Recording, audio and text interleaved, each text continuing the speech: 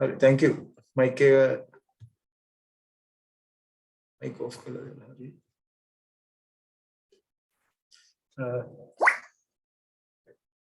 නැවත අයිබෝන් කියලා පිළිගන්නවා ඔයගොල්ලෝ සුබ සන්ධ්‍යාවක් සියලු දෙනාට අපි පෞගේ සතියේ කතා කළේ පළවෙනි නිබන්ධනය අවසන් කළා පළවෙනි නිබන්ධනයටදී අපි අවසානටම කතා කළේ දෙමුන් මෝටර තාක්ෂණය සම්බන්ධව right එතකොට අද අපි කතා කරන්න තියෙන්නේ දෙවෙනි නිබන්ධනය දැන් මම හිතන්නේ මේ වෙනකොට සියලු දෙනාම නිබන්ධන ලැබිලා නැති ඇති අද දවසෙත් අපි නිබන්ධන දත් ඒවල තිබ්බා එව්වා ඉගෙන අපි මෙහෙන් නිබන්ධන ලබා දුන්නා ඊට අමතරව මම හිතන්නේ සියලු දෙනාටම නිබන්ධන ලැබිලා නැති ඇති තවම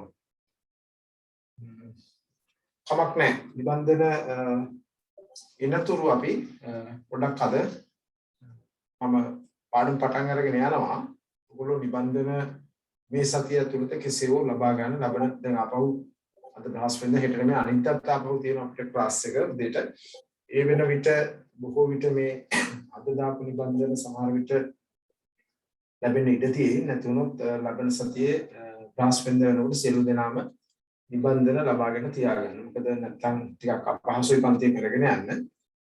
හොඳයි. ඒකට අපි පන්තිය පටන් අරගෙන අද 9 වෙනිදා ඒ කියන්නේ හරියට මාසයක් වෙනවා අපි පන්ති පටන් අරගෙන. ඒකට පහුගිය මාසය ඇතුළත අපි මාසකට කියන්නේ එක සතියකට දින දෙකක් පන්ති පැවැත්වෙනවා. පන්ති දින දෙක බැගින් අපි පහුගිය මාසය ඇතුළත පළවෙනි නිබන්ධනය සම්පූර්ණ කළා. ඒතකොට අපි අලුතෙන් පන්තියට සම්බන්ධ වෙච්ච අයට පහුගිය මාසේ නිබන්ධනයත් පහුගිය මාසේ වීඩියෝ ලබා ගන්න පුළුවන්. ඒ සඳහා මම මේ නම්බර එකක් දුන්නා. ඒ සම්බන්ධ වෙන්න කියලා.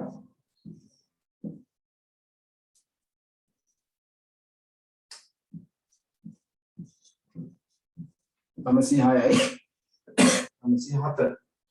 දැන් මේක මේ අපි තවමත් දැන් මේකේ අපි YouTube හරහා අප්ලෝඩ් කරලා මේ ඔයගලන්ට ඒක පහුගිය නිබන්ධන මේ වීඩියෝස් බලන්න සලස්සලා තිබුණේ. ඒකෙත් යම් ගැටලු තියෙන බව අපිට පෙනී ගිහිල්ලා තියෙනවා. ඉදිරියේදී අපි ඒකට විකල්පයක් දෙන්න. ඒ කියන්නේ YouTube එකෙන්ම තමයි ඔයගලන්ට දෙන්නේ.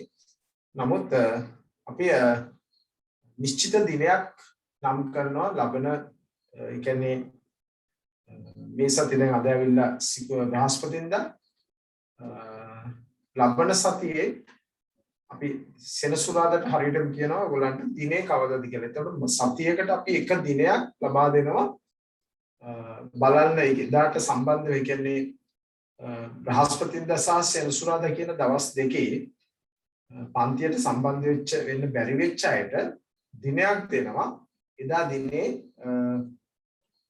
රාත්‍රී කියන්නේ දැසන 12 ඉඳලා රාත්‍රී 12 වෙනකම් සම්පූර්ණ පැය 24 කාල සීමාවක් ලබා දෙනවා ඔයගලන්ට මේ වීඩියෝස් ටික බලන්න. ඒ කියන්නේ Tamanට එන්න බැරි වුණාම එන්න බැරි වෙච්ච වීඩියෝස් ටික අදාළ කොටස් ටික බලන්න ඔයගලන්ට අවස්ථාවක් ලබා දෙනවා. අපි ඒ ක්‍රමයට ඉදිරියේදී කරන්න බලාපොරොත්තු වෙනවා. එතකොට නිශ්චිත දවසක් තියෙනවා. ඉතින් Tamanට බලන්න බැරි වුණා නම් ඊළඟ සතියේ අපි එයාට දෙනවා ලින්ක් එක දුන්නාම එදාට බලන්න පුළුවන්. හරි ඒ විදිහේ ක්‍රමවේදයක් හදනවා. දැනට අපි ඊමේල් එක හරහා ඇක්සස් දීලා තියෙනවා. සමහර අයගේ අපිට දැනගන්න ලැබුණා සමහර අයට ඊමේල් එකේ ප්‍රශ්න තියෙනවා. ඒක බලන්න අමාරුයි. ඒ වගේ ගැටලු තියෙනවා කියලා. ඊමේල් එකේ වැරද්දක් තිබුණොත් අපි සමහර විට ඊමේල් එකෙන් යන්නේ නැහැ. ඉතින් ගිහිල්ලා තියෙනවා කියන්නේ ඊමේල් එක නිවැරදි කියන එකයි. එතකොට මොකක් හරි එතන එරර් එකක් එන්න පුළුවන්. එවැනි දෙයක් වුණොත් එහෙම බලන්න බැරිනොත් ඒක ඔයගලන්ට වෙන අසාධාරණ එක්ස අපහසුතාවයක්. ඒ නිසා අපි ඒ ගැන හිතලා තමයි මේ වගේ නිශ්චිත දිනයක් දෙන්නේ. එතකොට සෙනසුරාදාට කියන්න හරියටම කවදාද ඔයගලන්ට බලන්න පුළුවන් වෙන්නේ. දැන් අපි හිතමු මම ශිෂ්‍යයෙක් කියලා හිතමු මම අද දවසේ එන්න බැරි වුණා මට. එතකොට අද 9 වෙනිදා මට වීඩියෝ එක බලන්න ඕන වෙනවා. නමුත් මම සෙනසුරාදා එනවා. එතකොට ඔයා මට බලන්න ලබන සතියේ දවසක් බ්‍රහස්පතින්දට කලින් දවසක් මට ලැබුණා. ලැබෙනවා. අපි උදාහරණයක් ගමු සඳුදා කියන. සඳුදා දවසේ මට මුළු දවසම තියෙනවා වීඩියෝස් ටික බලන්න. මට වීඩියෝ එක එදාට බලන්න පුළුවන්. අන්න ඒ වගේ පාසුකමක් ලබා දෙන්න අපි ඉදිරියේදී හදලා තියෙනවා. මේ හොඳම විදියට හොඳම දේ දෙන්න තමයි අපි බලාපොරොත්තු වෙන්නේ. ඉතින් ඒ නිසා ඒක සෙනසුරාදාට හරියට ඔයගොල්ලන්ට දැනුම් දෙන්න කවදද කියන එක. හරි?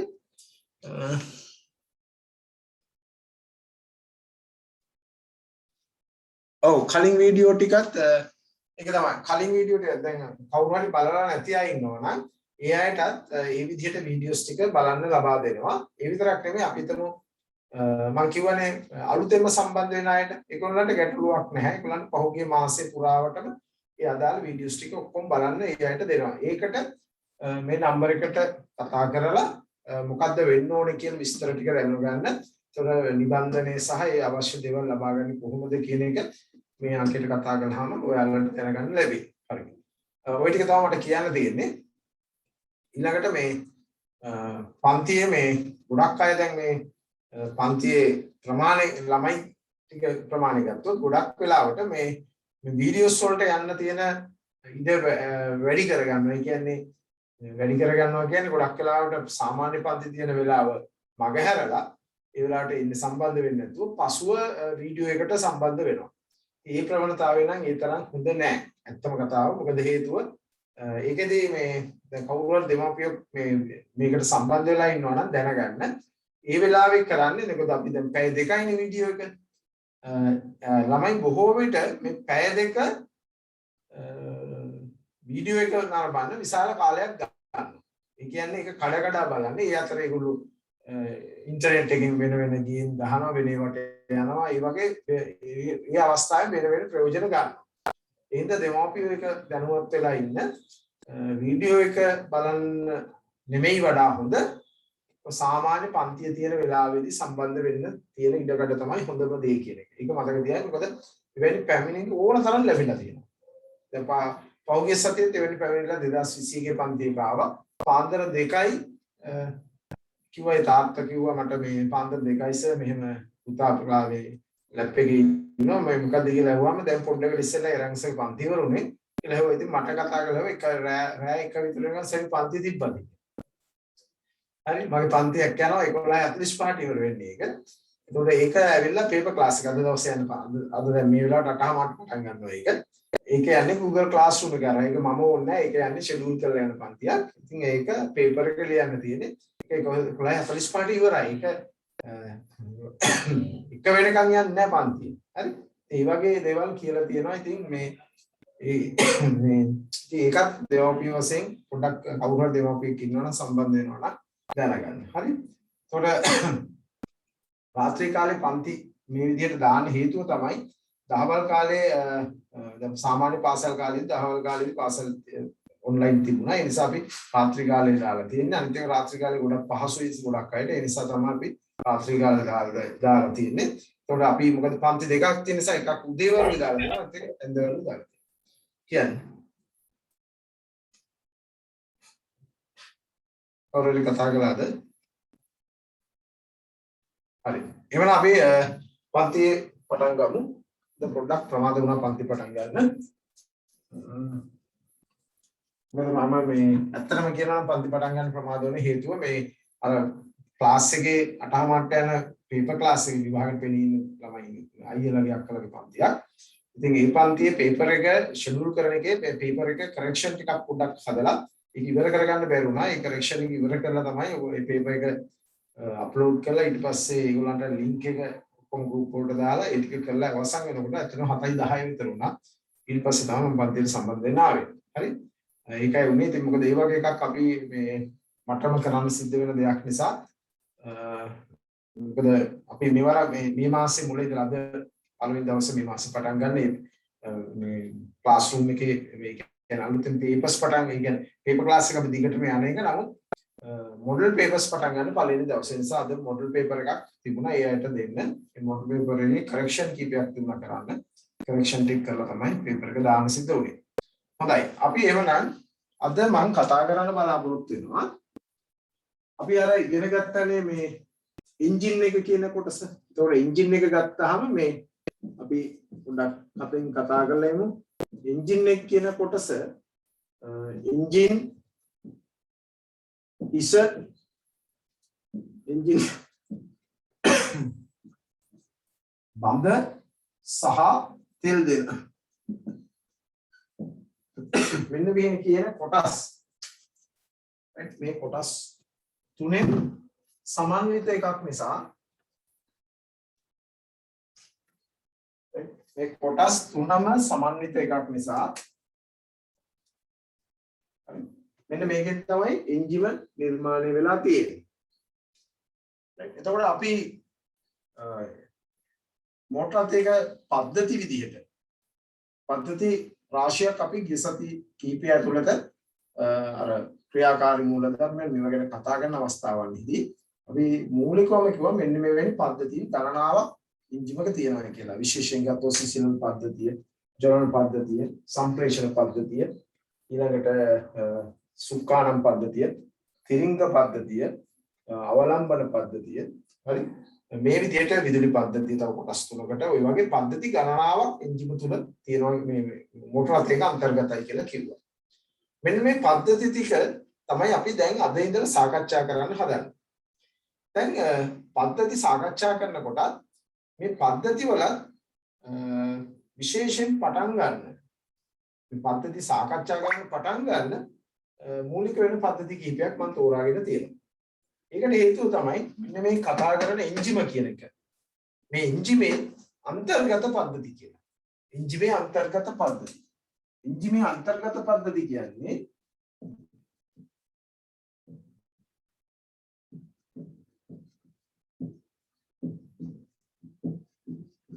එන්ජිමේ අන්තර්ගත පද්ධති. ඒ කියන්නේ එන්ජිම ඇතුළත තියෙන පද්ධති කියන එක. එන්ජිම තුල තියෙන පද්ධති. ඒ කියන්නේ එන්ජිම තුල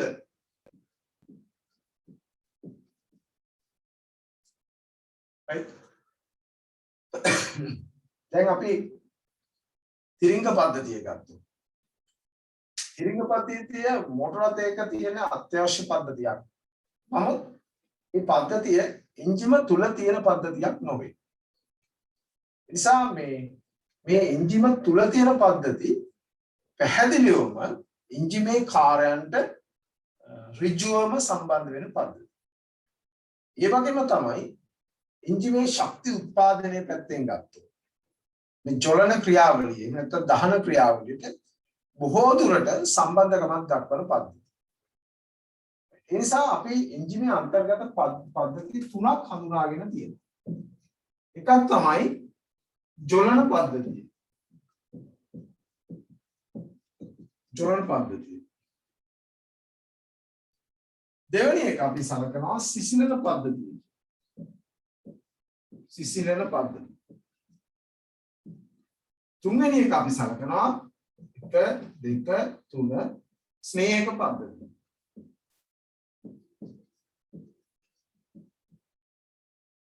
right දැන් මේ පද්ධති ජොලන පද්ධතිය කියන්නේ ඉග්නිෂන් සිස්ටම් එක. සිසිලන පද්ධතිය ඉංග්‍රීසියෙන් අපි කියන කූලින් සිස්ටම්. ස්නේහක පද්ධතියට අපි කියනවා lubrication system. මෙන්න මේ ප්‍රධාන පද්ධති තුන එන්ජිම තුල අන්තර්ගත පද්ධති වෙනවා. එන්ජිමේ ක්‍රියාකාරීත්වයට, එන්ජින් මගින් ක්‍රියාත්මක කරන ශක්ති උත්පාදනයට, එන්ජිමේ පැවැත්මට එන්ජිමේ ක්‍රියාකාරීත්වය පහසු කරවීමට වැනි විශාල කාරණා රාශියකට මේ පද්ධති දායක වෙන සම්බන්ධයි. එතකොට මේවායින් මම තෝරගන්නවා දැන් ජොලන පද්ධතිය ගත්තොත් ජොලන පද්ධතියක් තියෙන්නේ මේ පෙට්‍රල් ඉන්ධන භාවිත මෝටර රථවල පමණයි. right? මොකද පෙට්‍රල් ඉන්ධන භාවිත මෝටර රථවල තමයි ස්පාර්ක් ප්ලග් එකක් අරගෙන ස්පාර්ක් ප්ලග් එකකින් පුලිඟුවක් නිෂ්පාදනය කරන. කියන්නේ පුලිඟු පේනුවක් භාවිතා කරන්නේ සහිත පද්ධතියක් නැත්නම් ජොලනය සඳහා වෙනම පද්ධතියක් නිර්මාණය වෙලා තියෙන පෙට්‍රල් මෝටර රථවල පමණයි. ඒ නිසා මම මේක කතා කරන්න ගන්නෙත් නෑ මුලින්ම.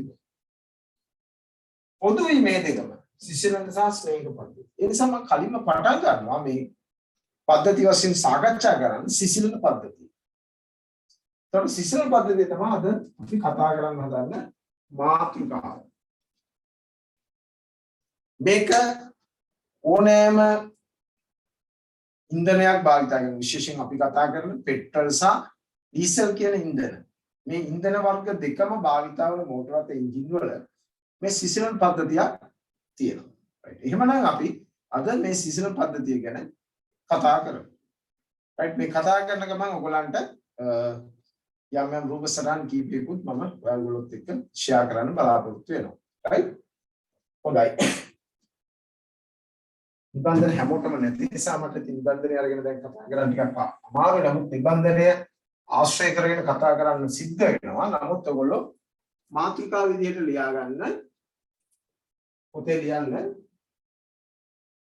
දැන් අලුතෙන්ම ආපු අය ඉන්නවනම් පහුගිය ටිකට ඉඳ තියාගන්න හරි වෙන පොතක් හරි ගන්න. ඉඳ කොච්චර කොහොමද ගියාද කියන එක යාළුවෙක්ගෙන් මිත්‍රෙක්ගෙන් අහලා දැනගන්න. ගෲප් එකේ ඉන්නවනේ. දැන් ගෲප් එකට සම්බන්ධ වෙලා ඉන්න නිසා ඔයගලන්ට පුළුවන් එයාගෙන් කොච්චර ප්‍රමාණයක් ගියාද කියලා කතා කරලා දැනගන්න. හරි අපි මාතෘකාව ලියමු එන්ජිමේ අන්තර්ගත පද්ධති. මාතෘකාවේ එන්ජිමේ අන්තර්ගත පද්ධති. ඒක ඇතුළේ ලියන්න එන්ජිමේ අන්තර්ගත පද්ධති තුනකි. එන්ජිමේ අන්තර්ගත පද්ධති තුනකි. එක සිසිලන පද්ධතිය, දෙක ජොලන පද්ධතිය,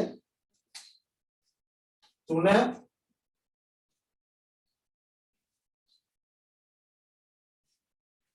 ස්නේහක පද්ධතිය. තුන ස්නේහක පද්ධතිය.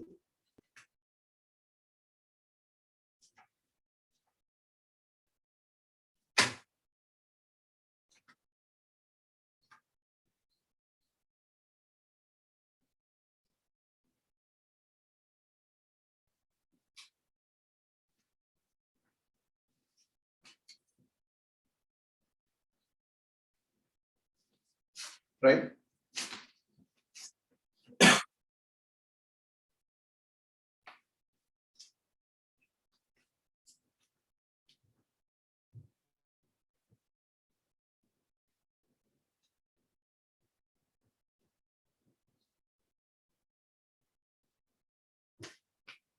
right. ඔයගොල්ලන්ට ලැබෙන නිබන්ධනය මේක. ඒකට මේකේ අපි අද කතා කරන්නේ මේකේ මුලින්ම තියෙන ජොලන පද්ධතිය. නමුත් අද අපි කතා කරන්නේ දෙවෙනි කොටසේ ඉඳලා මෝටර රථයක සිසිලන පද්ධතිය කියන කොටසේ ඉඳලා. හරි. පිටුව අංක වෙන්නේ 8. 8 වෙනි පිටුවේ ඉඳලා අපි කතා කරගෙන යන්නේ. right. දැන් මේ පොඩක් අපි කතා කරලා ඊට පස්සේ ඕගොල්ලන්ට පැහැදිලි කරන්න මෝටර රථයක සිසිලන පද්ධතියේ ක්‍රියාකාරීත්වය මොකක්ද කොයි විදිහට සිද්ධ වෙන්නේ කියන එක. right. හොඳයි. දැන් ඔයගොල්ලෝ දන්නවා දැන් සත්වයන් ගත්තොත් එහෙම සත්වයෝ චලතාපි සතුන් සහ අචලතාපි සතුන් විදිහට සත්ව කාණ්ඩ දෙකක් ඉන්නේ. චලතාපි සතුන් කියලා කියන්නේ පරිසර උෂ්ණත්වය අනුව තමන්ගේ දේහ උෂ්ණත්වය සකසා ගන්නා පුළුවන් හැකියාව තියෙන සතුන්. අනිත් අචලතාපි සතුන් කියන්නේ පරිසර උෂ්ණත්වය අනුව දේහ උෂ්ණත්වය සකස් වෙන්නේ නැති නියත උෂ්ණත්වයක් අභ්‍යන්තර ශරීරය තුල පවත්වාගෙන යන සතුන්. එතකොට මේ අචලතාපීන් ගණයට මිනිසුන් අයිති වෙනවා. ඒ කියන්නේ මානව සත්වයන් අයිති වෙන්නේ අචලතාපීන් විදියට. අචල අපිට බෑ ශරීර උෂ්ණත්වය පරිසර උෂ්ණත්වය අනුව සකස් කරගන්න. එතකොට අපේ නියත උෂ්ණත්වයක් තියෙනවා. ඒ නියත උෂ්ණත්වය අපි පවත්වා ගන්න අපිට ස්වභාවයෙන් ලැබුණු විවිධ ස්වභාව ධර්මයෙන් ලැබුණු විවිධ අංගෝපාංගයන් අපේ ශරීරය තුල තියෙනවා. right? එතකොට මෝටර රථයක ගත්තොත් ඉතින් තවත් දෙයක් කියන්න තියෙනවා මේ අපි අපේ ශරීරයේ මේ තියෙන අචලතාපී ගුණය නිසා අපි බොහෝ වෙලාවට අපේ ශරීරයේ තියෙන නියත උෂ්ණත්ව මට්ටම පවත්වා ගන්න රැක ගන්න අපි උත්සාහ කරනවා වගේම අපිට පුළුවන් ඒ උෂ්ණත්වයේ නියත මට්ටමක පවත්වා ගැනීමේ අපි හොඳ ක්‍රියාකාරී මිනිසෙක් සත්‍යයක් විදිහට වැඩ කරනවා. අපේ මේ උෂ්ණත්ව මට්ටම වෙනස් වීමත් එක්ක අඩු වුණොත් හෝ වැඩි වීමෙන් අපි රෝගී තත්ත්වය රෝගී ලක්ෂණ පෙන්වන්න කරනවා. ඒ වගේම තමයි අපි යම් විදියකින් ඒ උෂ්ණත්වයට වඩා අඩු හෝ වැඩි වුණොත් අපිට අර වෙනදා ක්‍රියාත්මක කරන අපි වෙනදා විදිහට ක්‍රියාකාරී වෙන ක්‍රියාකාරීත්වයන් කිසිවක් කරන්න හැකියාව ලැබෙන්නේ නැහැ. එහෙම නැත්නම් අපි එවැනි ක්‍රියාකාරීත්වයන් කරන්නේ අර වෙනදා කරන ජව සම්පන්න ගුණයෙන් අඩුයි. මේක මේ විදිහටම මෝටර රථ එක්ක සසඳා බලනකොට බොහෝ දුරට මේක මෝටර රථ සංකල්ප වලට බොහෝ දුරට සමානතාවයක් දක්වනවා. ඒකට හේතුව තමයි මෝටර රථ එකක් අභ්‍යන්තර පරිසරය තුල ඒ කියන්නේ එන්ජිමේ තුල ගත්තොත් යම් විදිහක නියත උෂ්ණත්ව මට්ටම පවත්වා ගන්න උත්සාහ කරනවා. මෙන්න මේ උත්සාහ කිරීමත් එක්ක තමයි අපිට සිසිල් පද්ධතියක අවශ්‍යතාවය ඇති කරන්නේ. දැන් සිසිල් පද්ධතියක් ඇත්තටම මෝටර රථයකට උවමනා වෙන්නේ මෙන්න මේ කියන ක්‍රියාකාරී උෂ්ණත්වයේ එන්ජිම පවත්වා ගැනීම. එයි මම මේක ක්‍රියාකාරී උෂ්ණත්වය කියලා කියන්නේ. මෝටර රථයක උපරිම ජව උත්පාදනය කරන්න යම් කිසි ප්‍රශස්ත උෂ්ණත්ව මට්ටමක් අවශ්‍ය වෙනවා. මෙන්න මේ ප්‍රශස්ත උෂ්ණත්ව මට්ටම. ඒ කියන්නේ යම් කිසි නියත උෂ්ණත්ව මට්ටමක්. තත් පරාසයක් වෙන්න පුළුවන්. මේ තුල එන්ජිම පවත්වා ගැනීමෙන් එහි උපරිම ක්‍රියාකාරීත්වය ඇති කරවන්න පුළුවන්. ඒ නිසා තමයි අපි ඒකට ක්‍රියාකාරී උෂ්ණත්වය කියලා කියන්නේ. ඒකවල එන්ජිමක වෙන මේ ක්‍රියාකාරී උෂ්ණත්වය නැත්නම් මේ ප්‍රශස්ත උෂ්ණත්ව මට්ටමක එන්ජිම පවත්වා ගැනීමට එන්ජිම තුල තියෙන ක්‍රියාකාරී පද්ධති උපාංග සමචකයන් සමග මේ සිසිල් පද්ධතිය සම්බන්ධ වෙලා තියෙනවා. පැහැදිලි ඇති දැන් ඔබට මොකද්ද සිසිල් පද්ධතියකින් කරන්නේ කියන එක. හොඳයි. එතකොට මේ සිසිලන යාන්ත්‍රණය අපි ගත්තොත් හැම මෝටර රථයකම එකම විදිහකට තියෙන්නේ නැහැ. සමහර මෝටර රථ මේ සඳහා බොහොම සරල ක්‍රම පාවිච්චි කරලා තියෙනවා. තාම සරල ක්‍රම. සරල ක්‍රම කිව්වොත් සාමාන්‍යයෙන් අපි මේ මෝටර රථ කියන්නේ ස්වයංව චලනය වෙන යන්ත්‍රයක්. ඒ කියන්නේ මේ මෝටර රථයක අපි මේ වායු ගෝලය තුල අපි වායු ගෝලය තුල ජීවත් වෙන්නේ. ඒ වගේ මේ මෝටර රථය ගමන් කරන්නේ වායු ගෝලය තුල. මේ වායු ගෝලය තුල එහෙම යනකොට ඒ වායු ධාරාවන් එන්ජින් එක ගැටීමෙන් සිසිලන ක්‍රියාවලිය ඇති කරන ආකාරය බොහොම සරල ක්‍රමවේද පාවිච්චි කරලා තියෙනවා. ඒ වගේම තමයි මේ ක්‍රමවේද වැඩි දියුණු කරපු මෝටර රථක් දකින්න ලැබෙනවා. ඒ කියන්නේ මේ සාමාන්‍යයෙන් එන්ජින් එක මේ වාත ධාරා සමග ගැටෙන්න භාවිත සලස්වන අතරම සමහර ඒවායේ ඒවා ටිකක් සංකීර්ණ කරලා ඒ වාත ධාරා එන්ජිම අභ්‍යන්තරය තුලට අරගෙන අභ්‍යන්තරය තුල යම් විදිහක සිසිල් ක්‍රියාවලියකට භාජනය කළා ආපහු වායු වලට මුදාහරින ටිකක් ඊට වඩා දියුණු ක්‍රම පාවිච්චි කළා. එතකොට මෙන්න මේ විදිහට අපිට දකින්න ලැබෙනවා එක්තරා කාණ්ඩයක් ඒවා වායුත් එක්ක සිසිල් ගනුදෙනුව කරනවා. අපි ඒ වගේ ඒවට කියනවා වාස් සිසිල්න එන්ජින් කියලා. ඒ කියන්නේ වායු ධාරාව මගින් සිසිල් වෙන එන්ජිම. අපි තවත් එන්ජින් දකින්න ලැබෙනවා. ඒ එන්ජිම තුල වෙනම විශේෂ පද්ධතියක් නිර්මාණය කරලා ඒ පද්ධතියට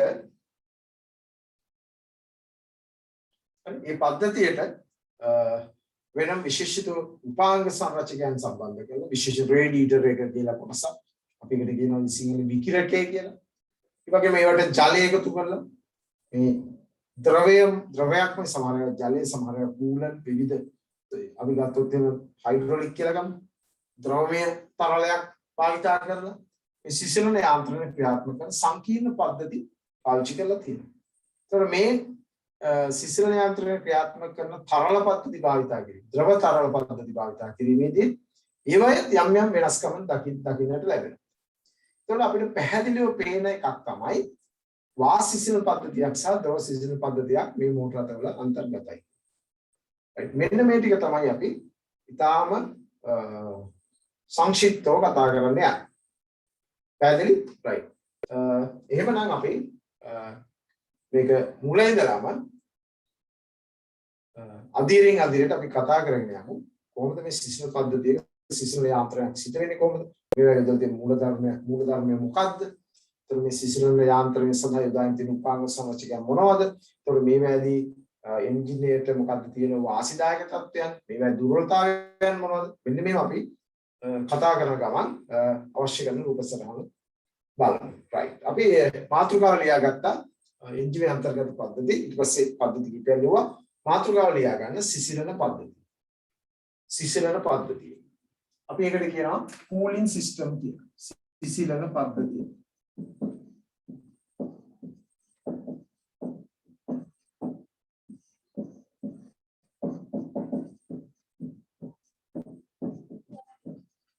cooling system, right?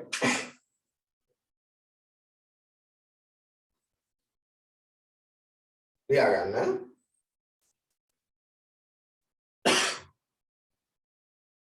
එන්ජිමක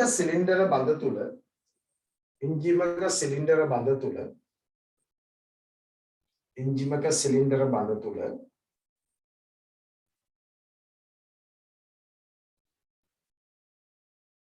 ඉන්ධන වාත මිශ්‍රණ දැවීමේදී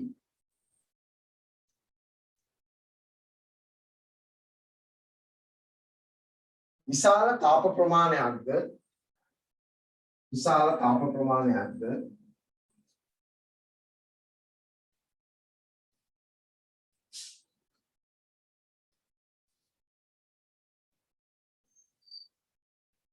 ඒ නිසා අධික උෂ්ණත්වයක්ද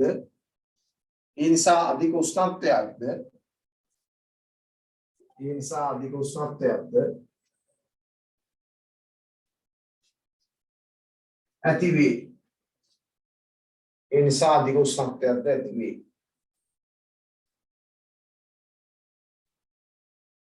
එසේ ඇතිවන සම්පූර්ණ තාප ප්‍රමාණයම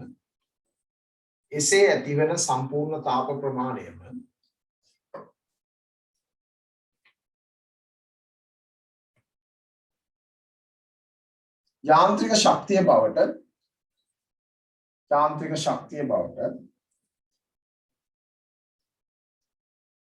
හැරවීමට නැත්නම් පරිවර්තනය කිරීමට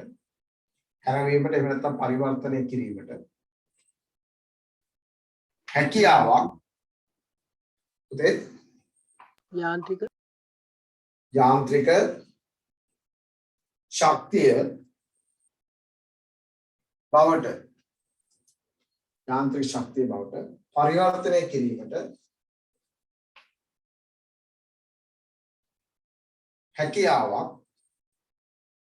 යාන්ත්‍රික ශක්තිය බවට පරිවර්තනය කිරීමට හැකියාවක් එන්ජිමට නොමැත.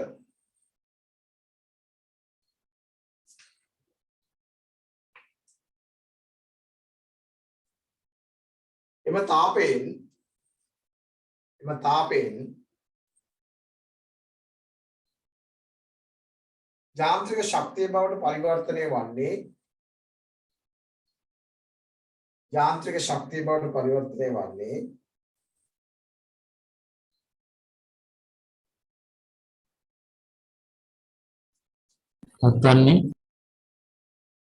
එම තාපයෙන් යාන්ත්‍රික ශක්තිය බවට පරිවර්තනය වන්නේ 30ක පමණ ප්‍රමාණයකි. 30ක පමණ ප්‍රමාණයකි. 30 25 වෙන්න පුළුවන් යතර සාමාන්‍ය 30ක් කියලා කියන්න පුළුවන් ප්‍රමාණයකි.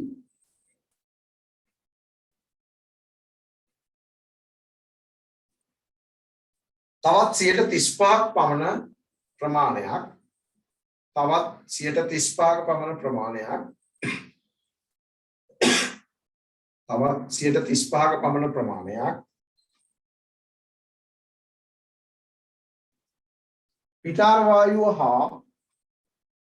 පිටාර වායුව හා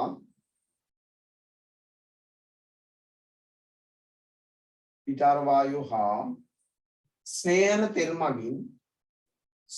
තෙල් මගින් පිටාර වායු හා ස්නේහන තෙල් මගින්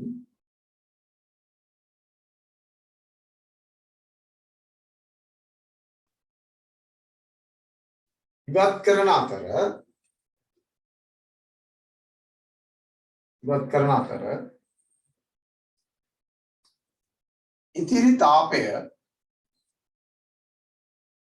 ඉතිරි තාපය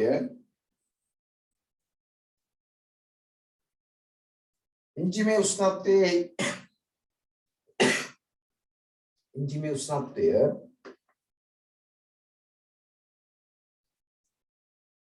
ඉහළ නැංවීම සඳහා දායක වෙයි.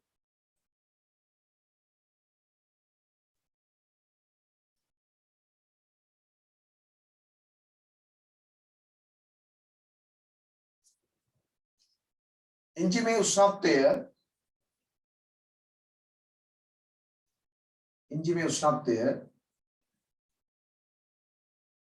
ඉහළ නැගීමට ඉඩ හැරියහොත්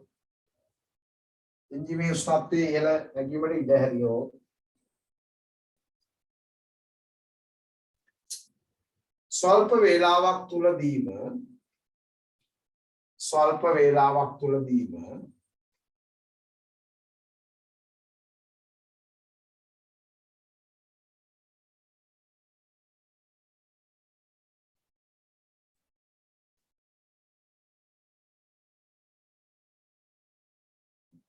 අධික උෂ්ණත්වයකට පත් වී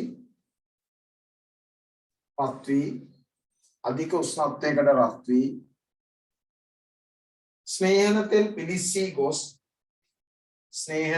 පිලිස්සී ගොස්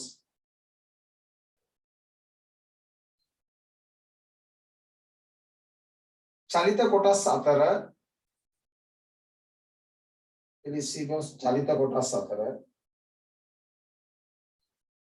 ඝර්ෂණය ඇති වී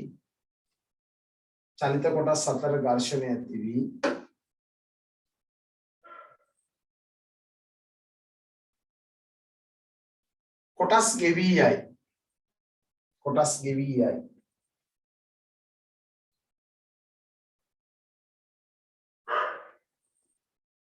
එසේම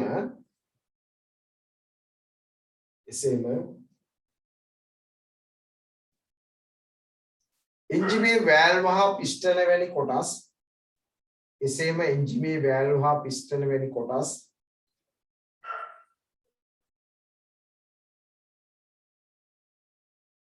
අධික ලෙස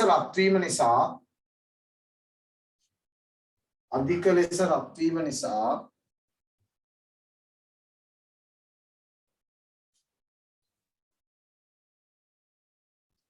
ඒවා ප්‍රසාරණය වී හිර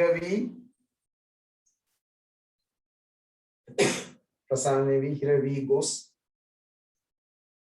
එන්ජිමේ ක්‍රියාකාරීත්වය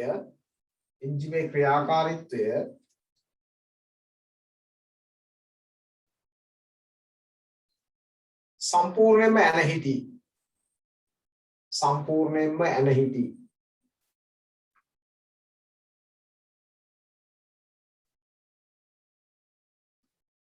right. දැන් අපි එතෙන්දී කිව්වේ එන්ජිමේ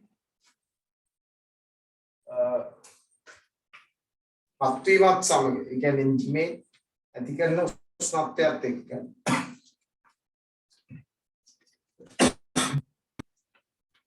අපිට මෙන්න මේ වගේ පෙන්වන්න පුළුවන්.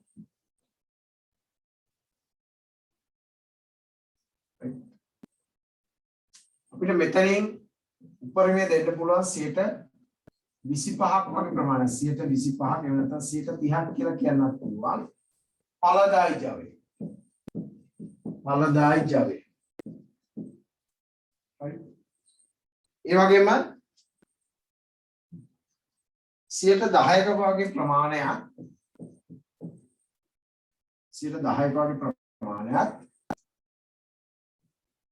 ඝර්ෂණය නිසා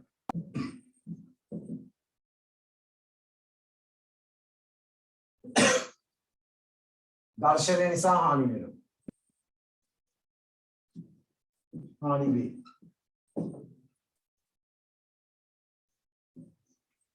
right? ඒ වගේම දැන් මේ කියන්නේ උපදින තාපය. උපදින තාපය 100යි කියලා සලකලා උපදින තාපය 100යි. කියන්නේ උපදින තාප ශක්තිය කියලා කියමු. තාප ශක්තිය 100යි. මේ 100න් 125ක් තියෙන අතර ප්‍රමාණයක් තමයි ඵලදායී ජව විදිහට අපිට දෙන්න පුළුවන් වෙන්නේ එන්ජිනින්. 10%ක ප්‍රමාණයක් ඝර්ෂණ නිසා නැති වෙලා යනවා. ඒ වගේම 30ක වගේ ප්‍රමාණයක් සිසිලන පද්ධතිය මගින් අපි මේ කතා කරන සිසිලන පද්ධතිය මගින් ඉවත් කරනවා.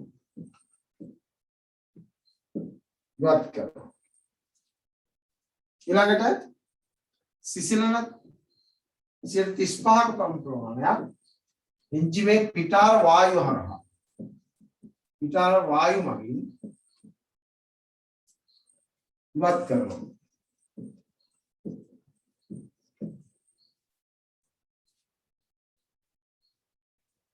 එතන ගත්තාම 65 දා 75යි 25යි 100යි. මෙතන 130ක් වුණොත් පිටාර වායු 130ක් විතර වෙනවා. මේ දෙක මෙහෙම වෙනස් වෙන්න පුළුවන්. එහෙම නැත්නම් මෙතන 125ක් 30ක් අතර වෙන්න පුළුවන්. මෙන්න මේ පොඩි විචලනයක් ඇති වෙන්න පුළුවන් ඒවා. විවිධ පොත්පත්වල විවිධ අවියන් ඔය පොඩි වෙනස්කම් ඔය තියෙන්න පුළුවන්. ඒතර උපරිම සාමාන්‍ය ඵලදායී වෙන උපරිම 130යි සාමාන්‍ය 125ක් තමයි ප්‍රමාණය. එතකොට මොටරත් එක අපි ගත්තොත් තියෙන ශක්තිය විදියට නිපදවන්න යොදා ගන්න ඉන්ධන වලින් අපිට ගන්න පුළුවන් වෙන්නේ ඉන්ධන විදියට ගත්තොත් 125කටත් වඩා අඩු ප්‍රමාණයක්. ඉතුරු සියල්ල මෙන්න මේ කාරණා නිසා ශක්තිය විදියට අපතේ යනවා. මේ ප්‍රමාණයෙන්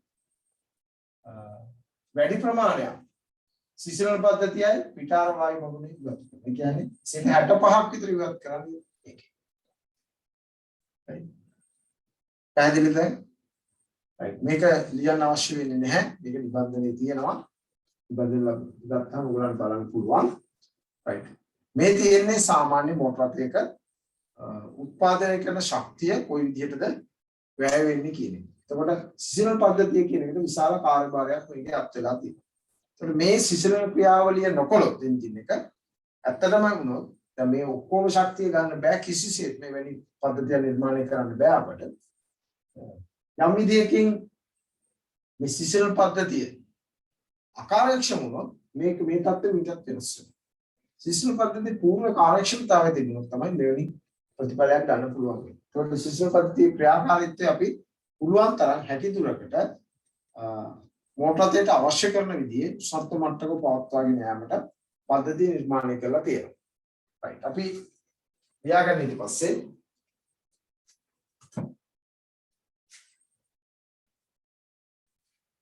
ලියන්න වෙනම ලියන්න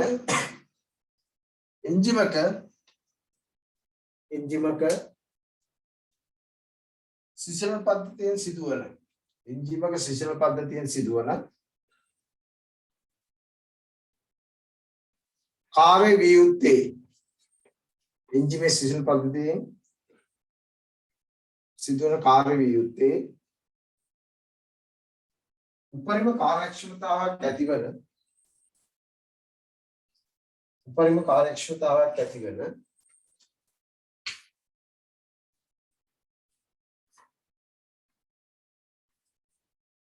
උෂ්ණත්ව පරාසයක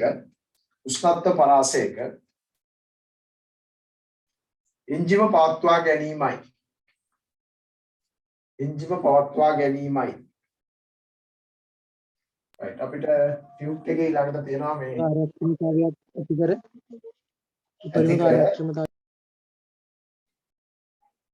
උපරිම කාර්යක්ෂමතාවක් ඇතිවන උෂ්ණත්ව පරාසයක උපරිම කාර්යක්ෂමතාවක් ඇතිවන උෂ්ණත්ව පරාසයක එන්ජිම පවත්වා ගැනීමයි. right. නිබන්ධනයේ අපිට තියෙනවා මේ මෙහෙම එකක් අහලා තියෙනවා නිබන්ධනයේ කාර්යක්ෂම සිසිලනය කියන කොටසෙන් පස්සේ කාර්යක්ෂම සිසිල් පද්ධතිය ලැබෙන වාසි කියලා. එතන ලියන්න කරුණු දෙකක් තියෙනවා. මේ කරුණු දෙක නිබන්ධනයේ තියෙන අය නිබන්ධනයේ ලියන්න, නිබන්ධනයේ නැති අය තමන්ගේ පොතේ ලියන්න. නිබන්ධනය ලැබුවාම නිබන්ධනයේ ලියා ගන්න. හරි. දැන් ලියන්න.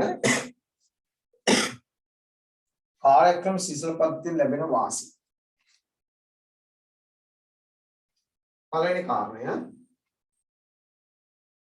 අද නිබන්ධන අපි මෙහින් දාපු අයට බොහෝ විට සෙන්සුරාදා වෙනකොට හම් වෙයි. සෙන්සුරාදා උදේ වරුද හවස වරුද වෙයි දන්නේ නැහැ. නිසා බොහෝ විට සෙන්සුරාදා ලැබෙවි. එක ප්‍රශස්ත උෂ්ණත්ව මට්ටමක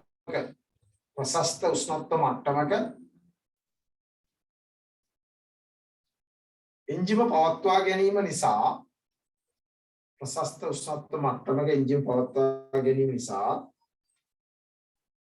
එන්ජිමේ ක්‍රියාකාරීත්වය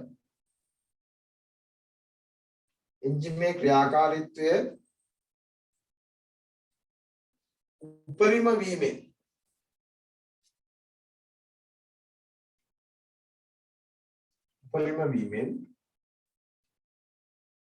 සිලින්ඩර මේ ක්‍රියාකාරීත්වය උපරිම වීමෙන් සිලින්ඩර ඉතා හොඳින් වාතයෙන් පිරී යාම නිසා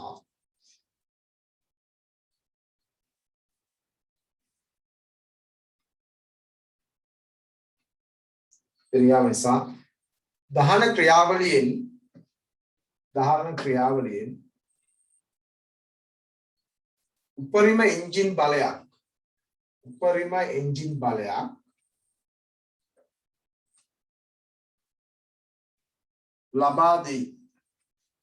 උපරිම එන්ජින් බලයක් ලබා දෙයි. දෙවෙනි කරුණ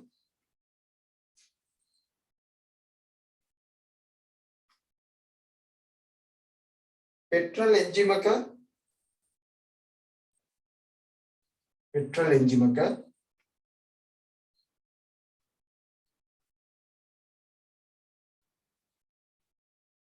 සම්පීඩන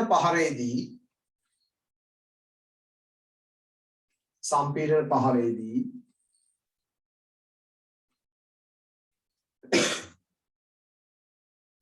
පෙට්‍රල් වාත මිශ්‍රණය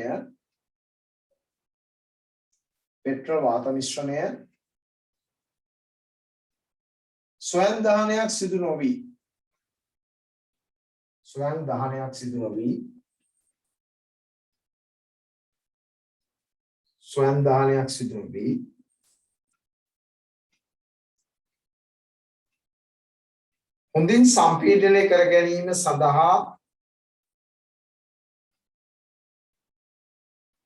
හොඳින් සම්පීඩනය කර ගැනීම සඳහා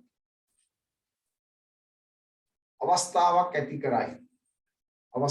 ඇති කරයි. right. කෙටියෙන් පැහැදිලි කරන්නම්. දැන් පුතේ මෙහෙමයි.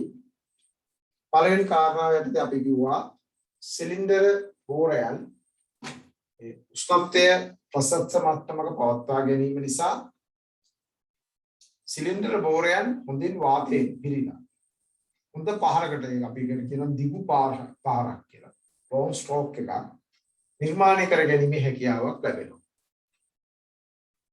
මොකද සිලින්ඩර බෝරය ගත්තොත් එහෙම අපි මේ වෙනකොට සිලින්ඩර බෝරය පිළිබඳ දන්නවා. මෙන්න මේ සිලින්ඩර බෝරය මේ කපාට මේ තියෙන පිස්ටන් එක මෙන්න මේ ප්‍රදේශය වායු දහරා මගින් ඩීසල් වල නම් වායුව පමණක් පෙට්‍රල් වල නම් පෙට්‍රල් මිශ්‍ර වායු මේ නියමිත උෂ්ණත්ව මට්ටමකට පැවතුනහම ගියාම මේ එන්ජින් මේ තුල ඇති කරන රික්තය ඒ කියන්නේ වායු අවපීඩන තත්ත්වය උපරිම වෙනවා. ඒ කියන්නේ රික්තයක් නිර්මාණය. රික්තයක් නිර්මාණය වීමත් සමග මේ තුල අවශ්‍ය ප්‍රමාණයට වාතයේ පිරී තිරී යනවා. right? වාතයෙන් පිරී තිරී යනවා.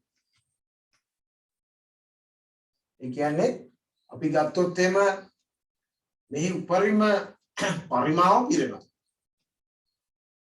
නැත්නම් අපි નિયમિત උෂ්ණත්ව මට්ටමට ළඟා නොවුනොත් සෑම විටම මේ පරිමාව වාතයෙන් පිරී යන්නේ නැහැ. වාතයෙන් මේ සම්පූර්ණ පරිමාව හොඳින් පිරුණොත් ඇති කරන පහර මගින් මොකද වෙන්නේ? ලොකු බලයක් උත්පාදනය කරන්න පුළුවන්. සම්පීඩනය වීමත් එක්ක ඇති කරන ෆයර් එක මගින් වායු අංශු විශාල ප්‍රමාණය නිසා වැඩි ප්‍රසාරණයක් ඇති කරලා හොඳ ස්ට්‍රෝක් එකක් ශක්තිමත් බල පහරක් නිර්මාණය කරන්න පුළුවන්. එහෙම නොවුනොත් අපි අඩු වාත ප්‍රමාණයක් මේක තුල පිරුණොත් ඇති කරන සම්පීඩන රේෂියෝ එක අඩුයි.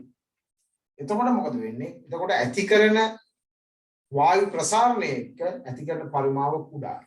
එතකොට ඇති කරන බල පහරත් දුර්වල බල පහරක් වෙනවා. ඒ නිසා උෂ්ණත්වයේ ඉහළ යාමත් එක්ක નિયમિત මට්ටමේ උෂ්ණත්වය උනාට වඩා වැඩි වුණොත් ඒත් හරියන්නේ. අපි નિયમિત මට්ටමේ උෂ්ණත්වය තුල මේක ඇති කළොත් අවශ්‍ය කරන වායු පරිමාව ගෙන්න ගන්න පුළුවන්. එහෙනම් අපි දන්නවා අපිට දැන් පැහැදිලි નિયમિત උෂ්ණත්ව පරාසයක එන්ජිම පවත්වා ගැනීමෙන් අවශ්‍ය පරිමාවක් මේක තුල වාතය නැත්නම් වායු මිශ්‍රණයක් හඳවා ගන්න පුළුවන්. ඒ හරහා අපිට ලොකු පහරකට දිගු පහරකට බල සම්පන්න පහරකට යන්න පුළුවන්. ඒ පළවෙනි කාරණා තමයි පිළිගන්නේ. දෙවෙනි එක තමයි පෙට්‍රල් එන්ජින් වගේ එකකදී ස්වයං දහනයක් ඇති වෙන්න තියෙන ඉඩකඩ නවත්තා.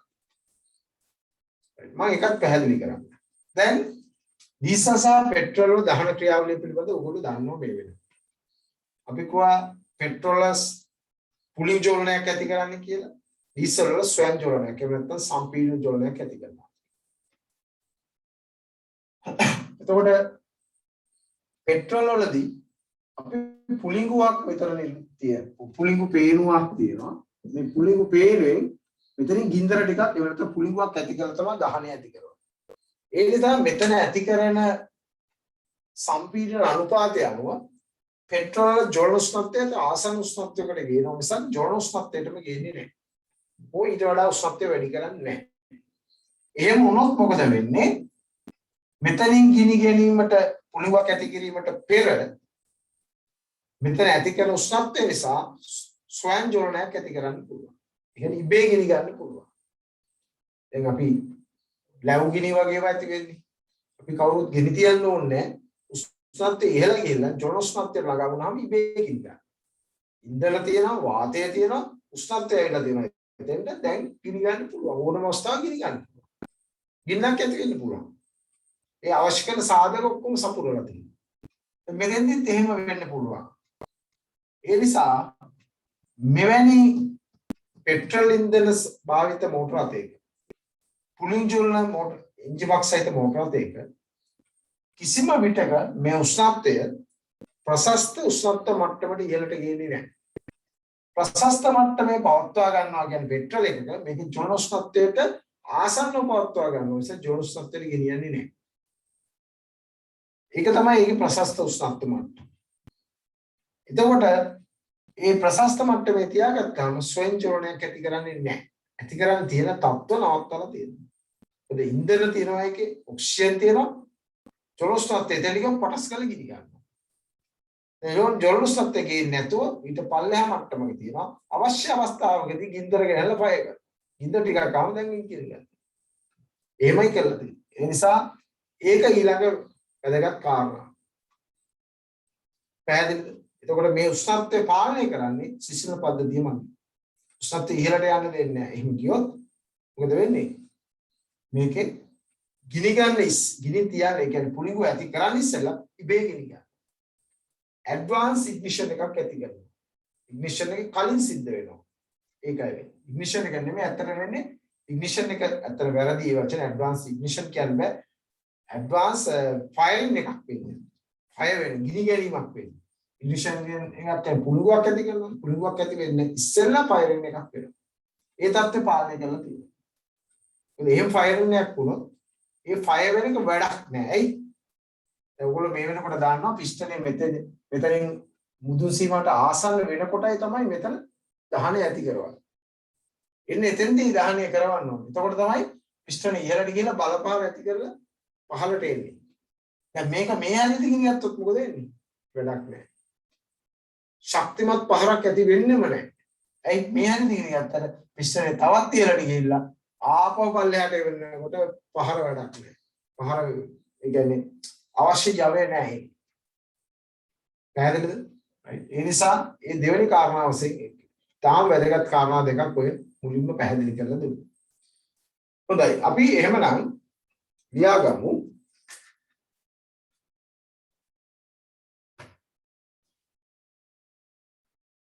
right මාතෘකාව ලියන්න. සිසිලන පද්ධති වර්ග. සිසිලන පද්ධති වර්ග. cooling systems. cooling systems. සිසිලන පද්ධති වර්ග. ප්‍රධාන වශයෙන් අර මම මුලින් පැහැදිලි කරන අවස්ථාවේ ඔයාලට කිව්වා සිසිලන පද්ධති වර්ග දෙකක් තියෙනවා කියලා. ලියා ගන්න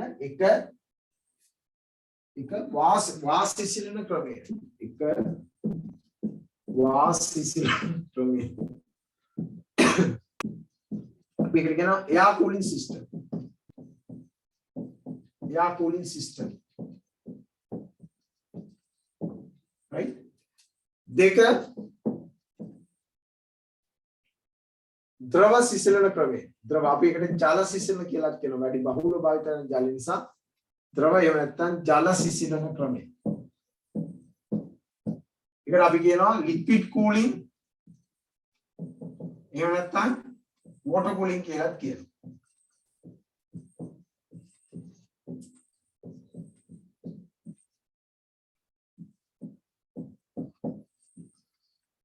water cooling system.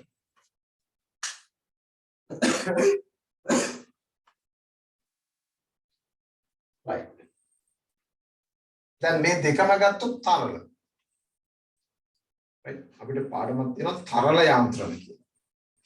එතකොට මේ ක්‍රම දෙකම ගත්තොත් වායු කියන්නේ තරලයක්. right ද්‍රවය එහෙම නැත්නම් ජලය කියන්නේ තරලයක්. මේකට අපි කියනවා වාතරල වලට අපි කියනවා නියුමැටික්ස් කියලා. ද්‍රව එහෙම නැත්නම් ජල තරල වලට අපි කියනවා හයිඩ්‍රොලික් කියලා. ඒතර මේ තරල භාවිත ක්‍රමවේද දෙක තමයි සිසිල් පද්ධතියක් ලෙස මෝටර රථයක යොදා ගන්න. පැහැදිලි? අපි ඒකෙන් පුතේ අපි මුලින්ම කතා කරන්න ගමු වාස් සිසිලන ක්‍රමය ගැන. මාතෘකාව විදිහට වාස් සිසිලන ක්‍රමය air cooling system. වාස් සිසිලන ක්‍රමය එහෙම නැත්නම් air cooling system.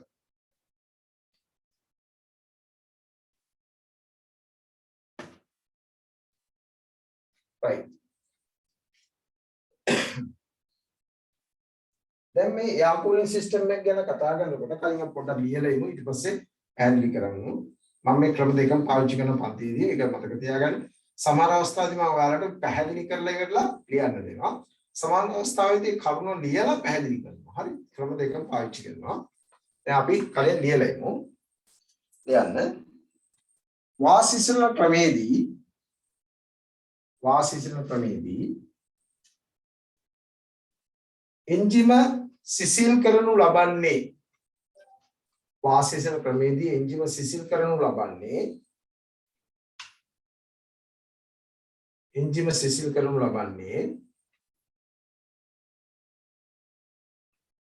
එන්ජිම අතරින්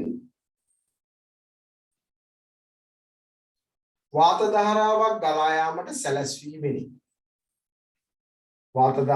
ගලා යාමට සැලැස්වීමෙනි. එන්ජිම අතරින්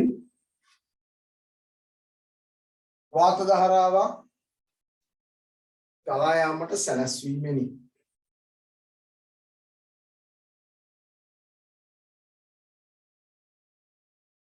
මෙහිදී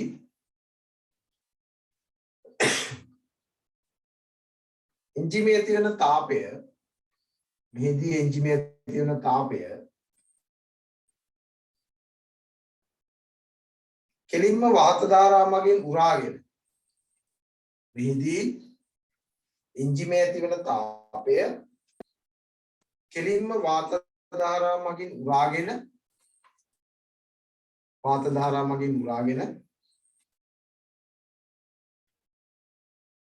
තාපය ඉවතට ගෙන යයි.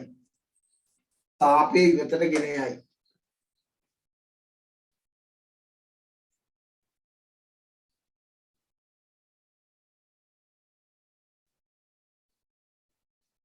ඉවතට ගෙන යයි.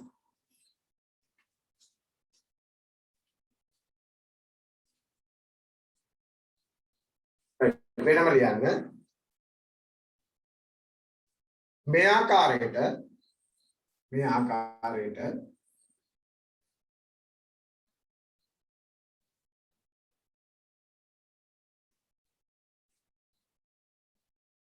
තාපය ඉවත් වීම වඩා හොඳින්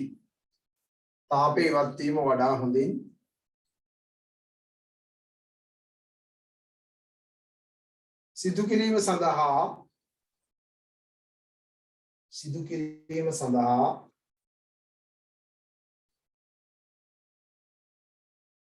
වාසිසිල්න එන්ජින් වල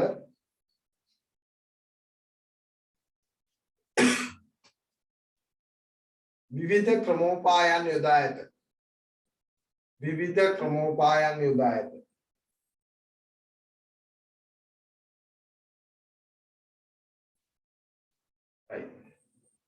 කරුණ වශයෙන් යන පළවෙනි කරුණ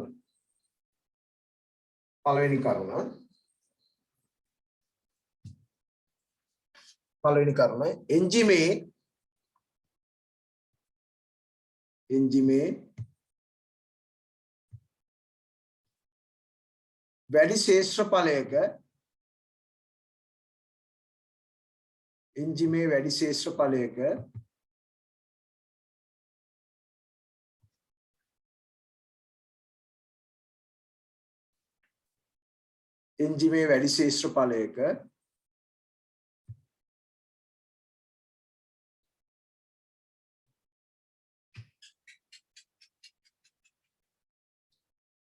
වාත ධාරා සමග ගැටෙන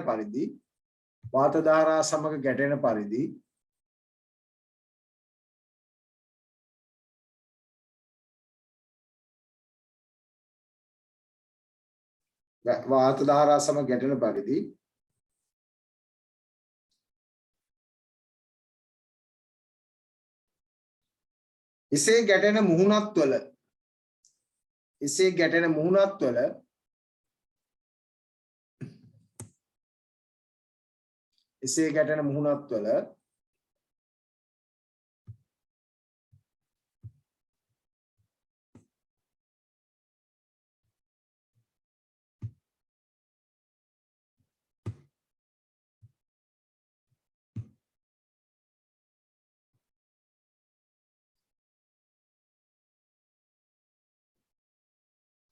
එසේ ගැටෙන මුහුණත් වල ශේෂ්ත්‍රඵලය වැඩි කර ඇත.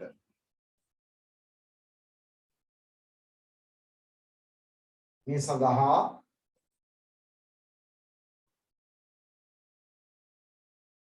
එවැනි එන්ජින් වල සිසිලන වරල් යොදා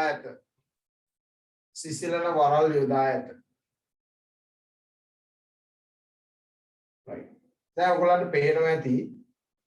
පේනව නේද රූපය? එවැනි එන්ජින් වල සිසිලන වරල් යොදා ඇත.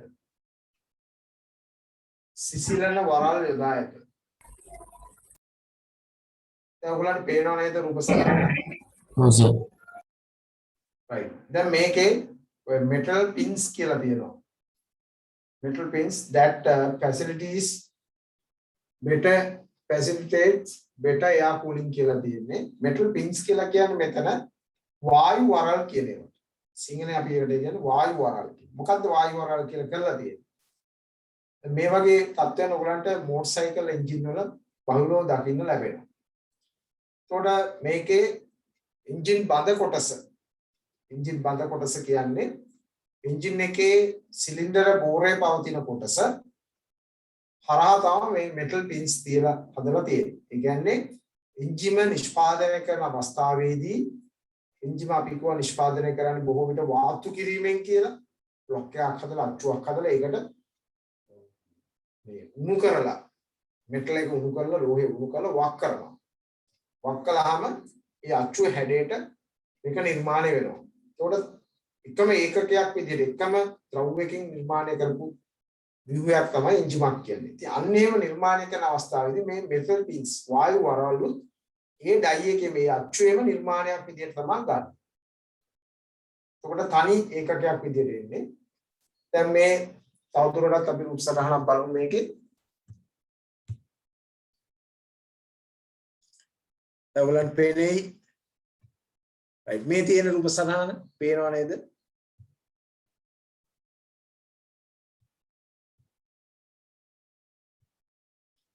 මේ රූප සටහන පේනවද හැමෝටම?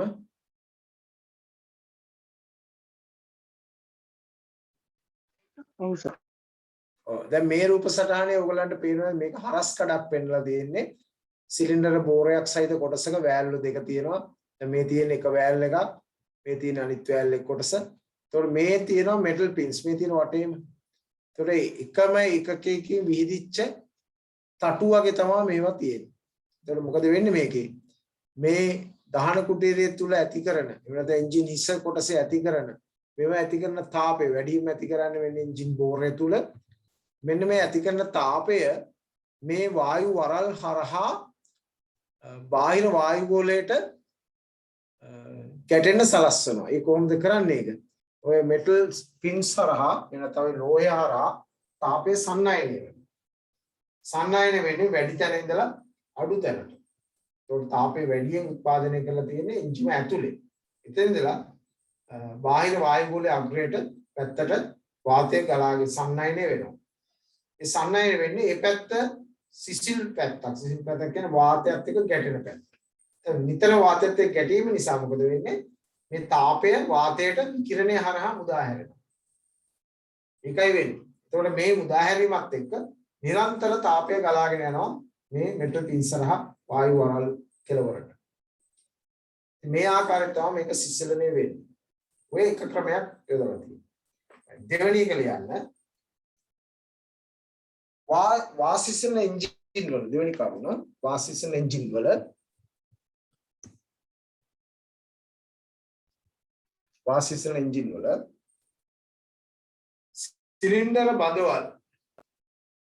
සිලින්ඩර බඳවල්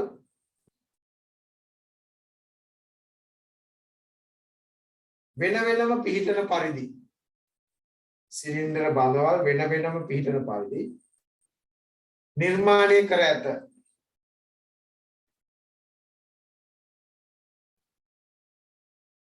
අද සමාධිය නැද්ද?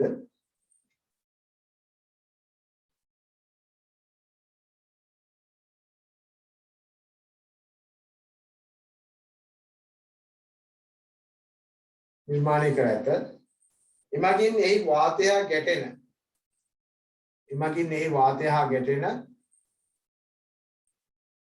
පුෂ්ටික වර්ගඵලය වැඩි කර ඇත. right තවත් එකක් තමයි මේ වාසිසල් එන්ජින් බොහෝ වෙලාවට තනි සිලින්ඩර දෙක වගේ එන්ජින් ගොඩාක් බහු සිලින්ඩර එන්ජින් භාවිත වෙනවා අඩුයි. වැඩි වුණොත් සිලින්ඩර දෙකක් වගේ තමයි. එතකොට මේ එන්ජින් වල විශේෂයෙන්ම මේ බඳවල් එන්ජින් බඳවල් වෙනම නිර්මාණය කරනවා. ඒ නිසා එතකොට දැන් උදාහරණයක් ගත්තොත් දැන් සාමාන්‍ය මොටර් සයිකල් එන්ජින් එකක් නම් ඔන්න ඔහම තියෙනවා. එතකොට මේකේ මේ වගේ මෙටල් පින්ස් තියෙනවා දකින්න ලැබෙනවා ඔයගොල්ලන්ට. සමහර මොටර් සයිකල් වල මේ වගේ දෙකක් තියෙනවා. එතකොට එන්ජින් දෙක මෙහෙම තියෙනවා. දැන් ඔය Honda Twin bike එකේ ගත්තොත් මේ ආකාරයට තියෙනවා. බඳවල් දෙක වෙනම තියෙනවා. වෙනම තිබ්බම මේව හරහා වාත ධාරා යනවා. මේක මේ සිලින්ඩර 4ක් 6ක් තියෙන එන්ජින් වලට මේව කරන්න බෑ. නිසා මේ කුඩා එන්ජින් වලට මේ ක්‍රම වායු මේ සිසිල ක්‍රමය සාර්ථක ක්‍රමයක්. මේ වගේ වෙනම හදන්න පුළුවන්කම. හරි? ඒක එක හේතුවක්. තුන්වෙනි එක එතකොට මේ එන්ජින් හදන්න ගන්න ලෝහ ගත්තොත් එම ඔයාලට මිශ්‍ර ලෝහ භාවිත කරනවා ඇලොයි වර්ගයේ ලෝහ. ඒකට මේවා බොහොම ලයිට් ඇලොයිස් කියන්නේ සරල ලෝහ වර්ග බොහොම මේ ඒතකොට මේ වගේ ලෝහ වල මොකද විශේෂත්වය? තාප සන්නායකතාවය වැඩි ඇලොයිස් වල. හරි. ඒකයි විශේෂත්වය. කියන්නේ තුන්වෙනි එක මෙවැනි එන්ජින් නිර්මාණය සඳහා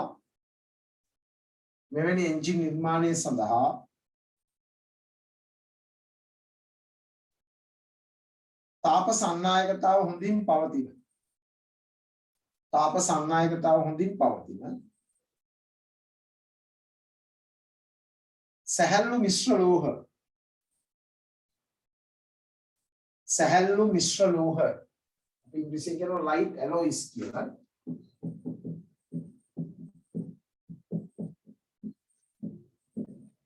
light alloys සැහැල්ලු මිශ්‍ර ලෝහ මගින් වාතු කර ඇත.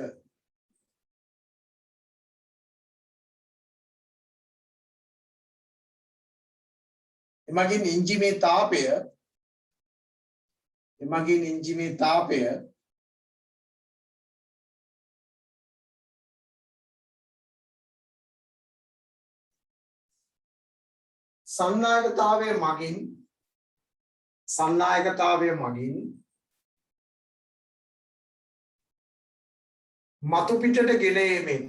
සන්නායකතාවය මගින් මතු පිටට ගෙන ඒමෙන්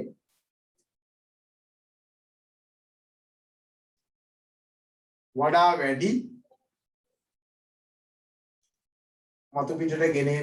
වැඩි සිසිලන ක්‍රියාවලියක් ඇති කරයි.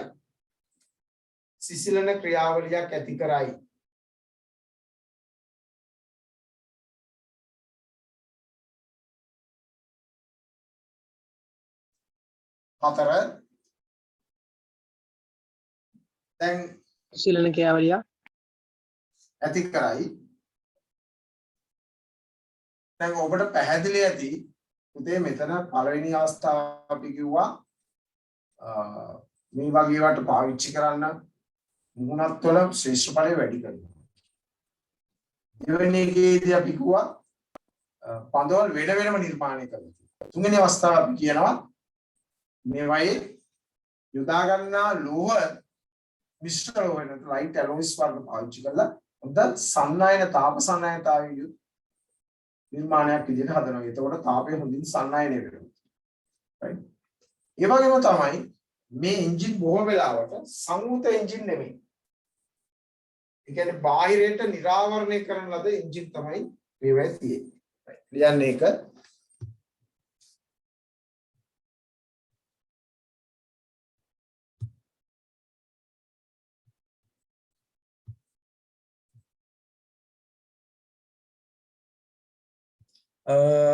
මම ගොඩක් හිමින් කියවන්නේ මම කියවන වේගය වැඩිද? ඔව් සර් 23 පන්තිෙන්ද ගොඩාක් හිමින් කියවන්නේ. මෙහෙම නෙවෙයි මම කියවන වේගය. ඊට වඩා ගොඩක් වේගෙන් කියවනවා. මම ඕගොල්ලෝ පන්තිෙන්ද බොහොම හිමින් කියවන්නේ මේ. මොකද වේගය කියන එක පිළිබඳව මම පොඩ්ඩක් කියලා දෙන්න. ප්‍රශ්න පත්‍රයක් මම පෙන්නන්නම් ඕගොල්ලන්ට. බය කරන්න නෙමෙයි. ඉගෙන ගන්න දැනගන්න. හරි පේපර් එකක් මම පෙන්නන්නම්. එතකොට ඔයාලට තේරෙයි මම මෙහෙම කියන එක අසාධාරණ නැහැ කියන එක. හරි. මම චුට්ටක් පෙන්නන්නකෝ පේපර් එකක් ඔයගොල්ලන්ට.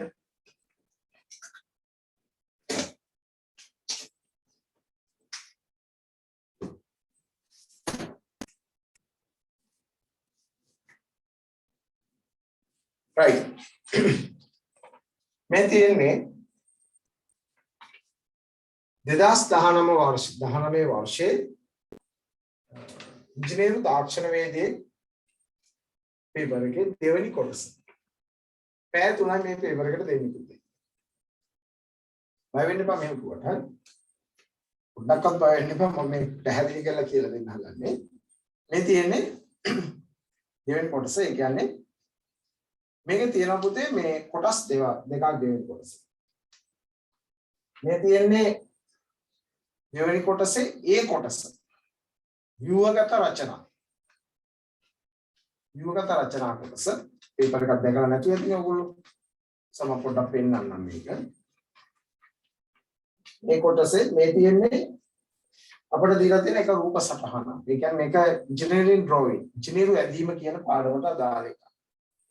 මේ දීලා තියෙන්නේ මේක නිර්මාණය කරන්න දෙන ඩොට් මෙට්‍රික් සිස්ටම් එකේ උත්තර මේක තමයි අඳින්න තියෙන්නේ. එතකොට මේකේ අඳින්න ඕන. කාලය පැය කාලයක්. පැය කාලයක් දෙනවා. හරි? ඊළඟට මේ තියෙන දෙවෙනි ප්‍රශ්න. දෙක. මෙතනින් පටන් ගත්තාම ඕමයිල මෙතෙන්ට වෙනකන් ඊවලටත් ඇවිල්ලා ඉවරයි මම හිතන්නේ. ඔව් ඊවල මෙතෙන්ට වෙනකන් එනවා. මෙතෙන්ට වෙනකන් එනවා. පිටු දෙකක් තියෙනවා ඊට පස්සේ මෙතෙන්ටත් එනවා. ඒක තමයි දෙවෙනි ප්‍රශ්නේ. කාලය පැය කාලයි. පැය කාලය විනාඩි 15යි. දැන් විනාඩි 15 දෙකක් ගියා විනාඩි 30යි දැන්. තුන්වෙනි ප්‍රශ්නේ මෙතන ඉඳලා පටන් ගන්නවා. මෙහෙම එනවා මෙතෙන්ට මෙතනින් ඉවරයි. ඒකට පැය කාලය විනාඩි 15යි.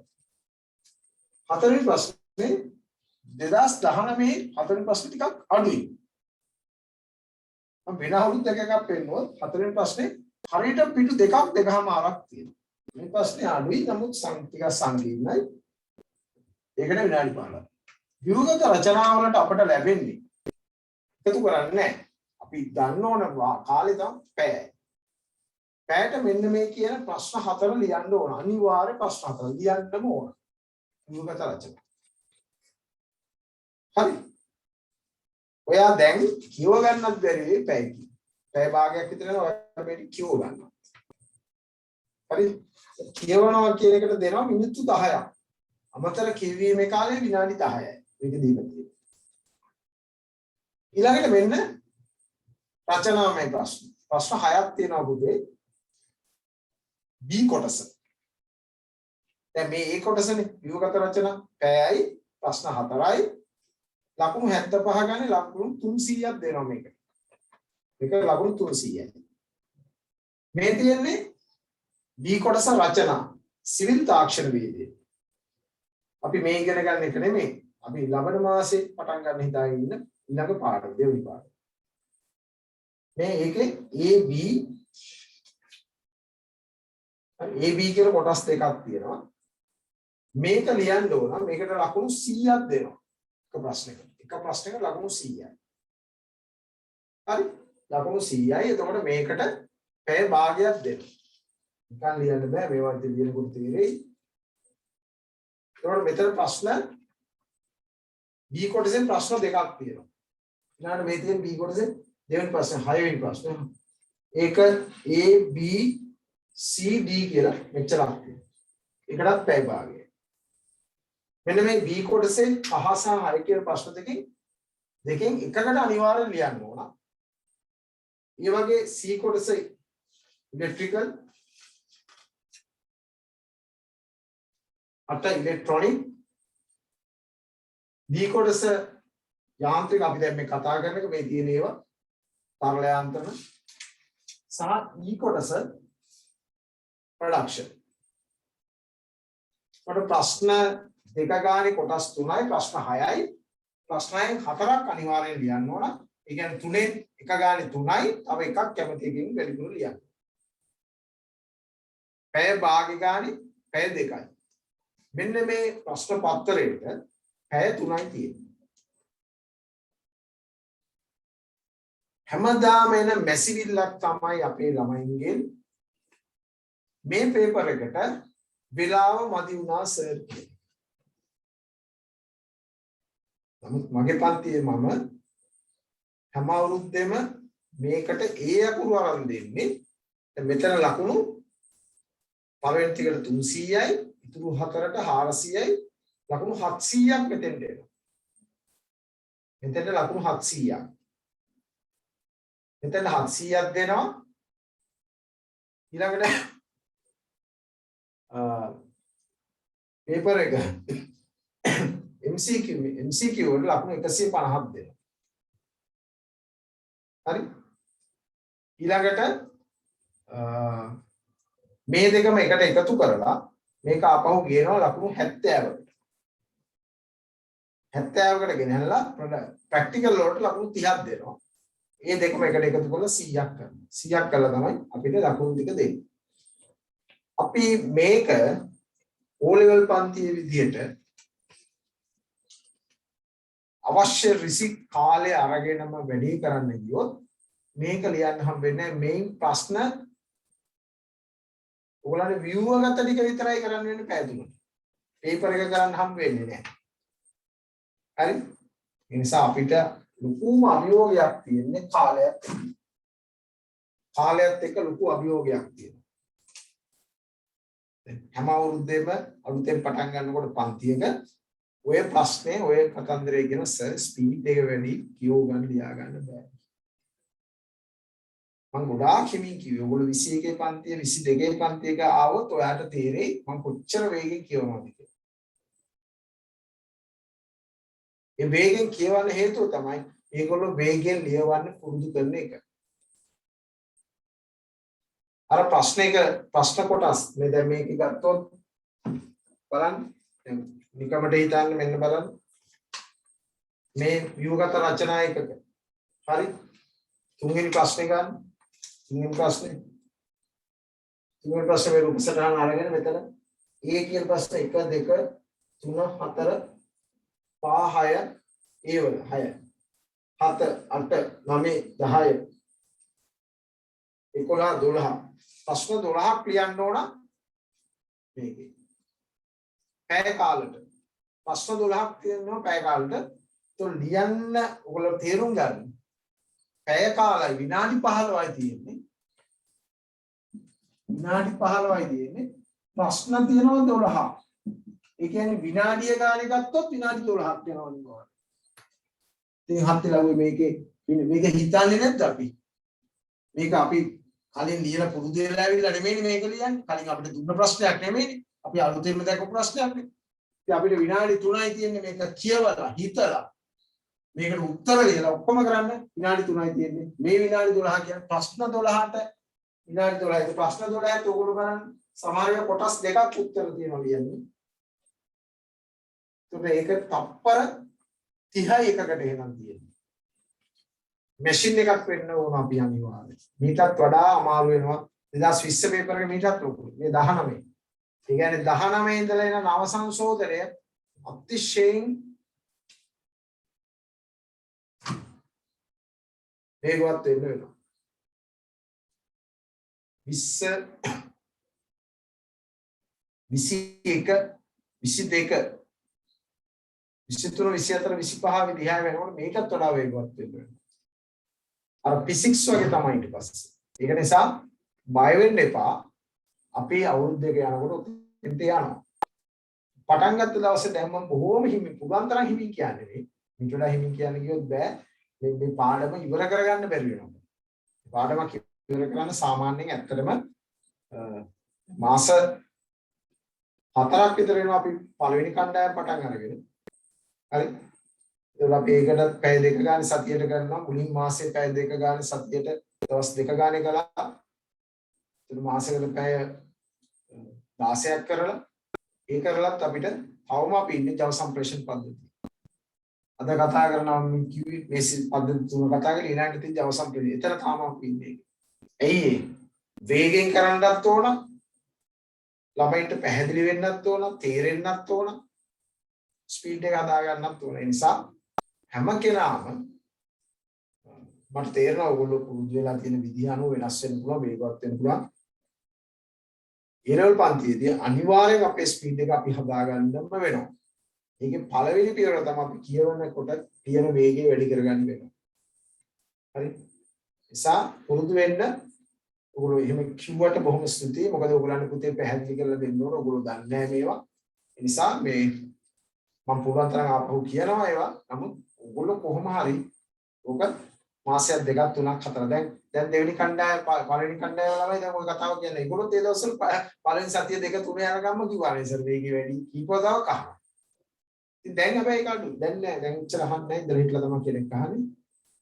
අපි අර ස්පීඩ් එක තියෙනවා ඊට පස්සේ මාස 6ක් යනකොට ස්පීඩ් එක හරි ගිහිල්ලා අපි එතෙන්ට එමු වෙන කරන්න දෙයක් නැහැ අපිට ලෝකය හදන්න බෑ අපි ලෝකය අනුව අපි හැදිලා යමු දැන් මේ පේපර් එක මට ඕන විදිහට හදන්න බෑ ඔයාට ඕන විදිහට හදන්න බෑ කිව්වේ අපි ඒගොල්ලන්ට ඕන විදිහට ඇඩ්ජස්ට් වෙලා වැඩේ කරමු වෙන කරන්න දෙයක් නැහැ right දැන් ඉස්සර පේපර් එක බලන්න එපා 2019 පස්සේ පේපර්ස් බලන්න ඕන දැන් අලුත් නව සංශෝධනය එන විදිය කොහොමද කියන්නේ right ඒක නිසා දැන් MCQ ප්‍රශ්න පත්‍රයේ ප්‍රශ්න 50ක් තියෙනවා විනාඩි කීයක් දෙන්නේ පැය දෙකයි දෙන්නේ විනාඩි 120ක් දෙන්නේ එතකොට එක ප්‍රශ්නයකට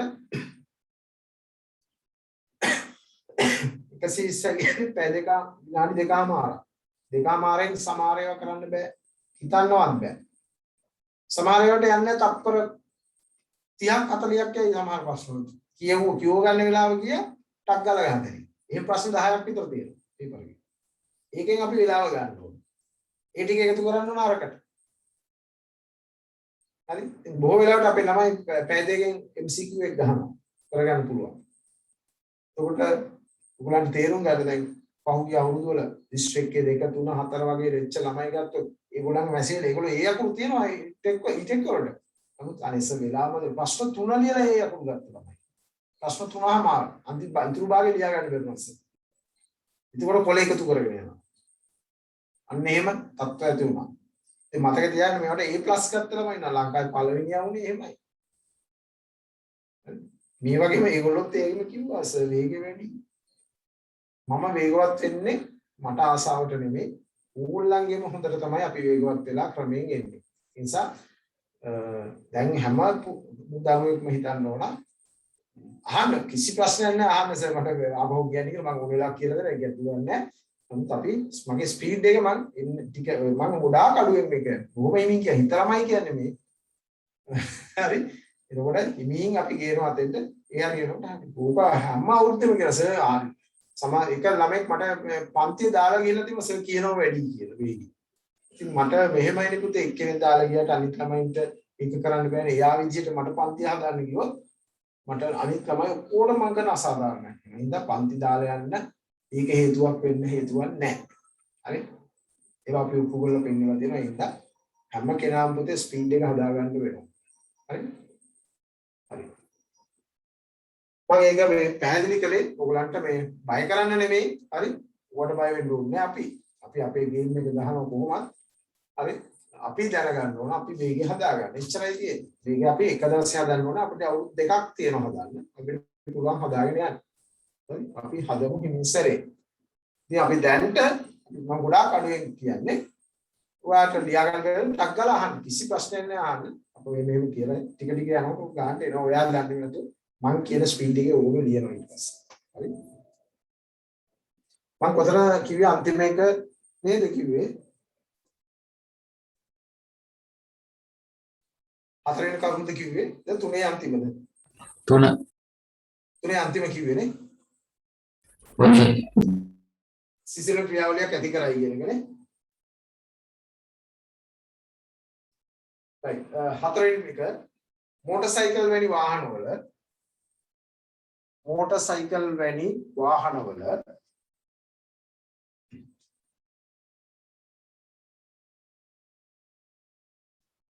ඍජු වායු ධාරා හා ගැටෙන පරිදි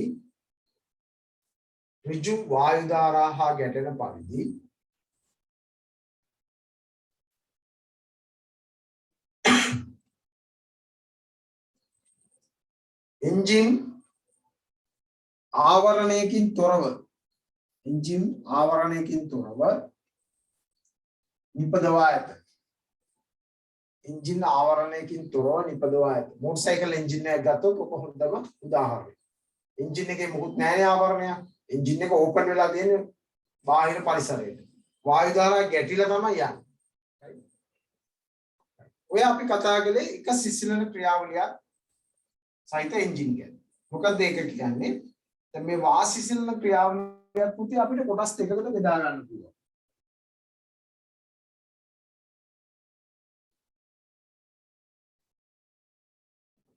right? වාසිසිලන ක්‍රමයෙන් අපිට කොටස් දෙකකට බෙදන්න පුළුවන් පුතේ. එකක් මේ වගේ විවෘත එන්ජින්. විවෘත එන්ජින් සහිත වාසිසිලන එන්ජින් වාසිසිලන ක්‍රමය right අනිත් එක ගත්තොත් අපිට සංවෘත එන්ජින් සහිත වාසිසිලන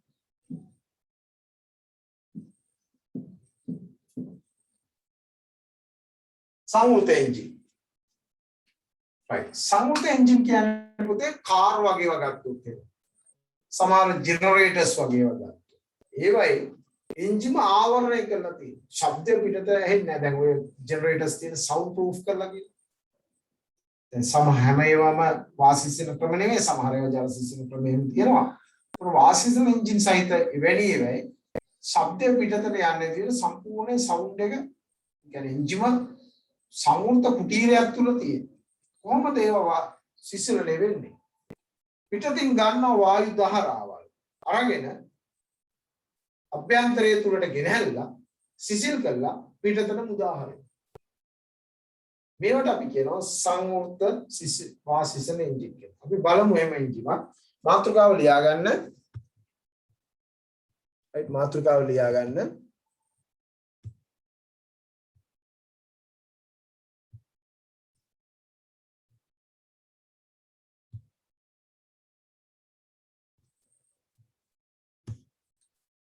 පුඹුව කියන්නේ බ්ලෝවර් එකට සිංහලෙන් කියන්නේ right මාතෘකාව ලියන්න පුඹුව එහෙම නැත්නම් බ්ලෝවර් පුඹුව මගින් සිසිල් කරන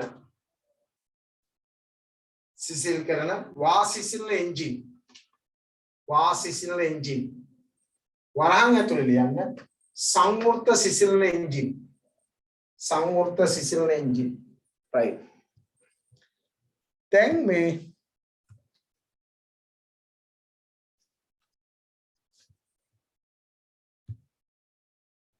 දැන් මේක බැලුවොත් මේ රූප සටහන බලන්න පේනවනේ දැන් මොටම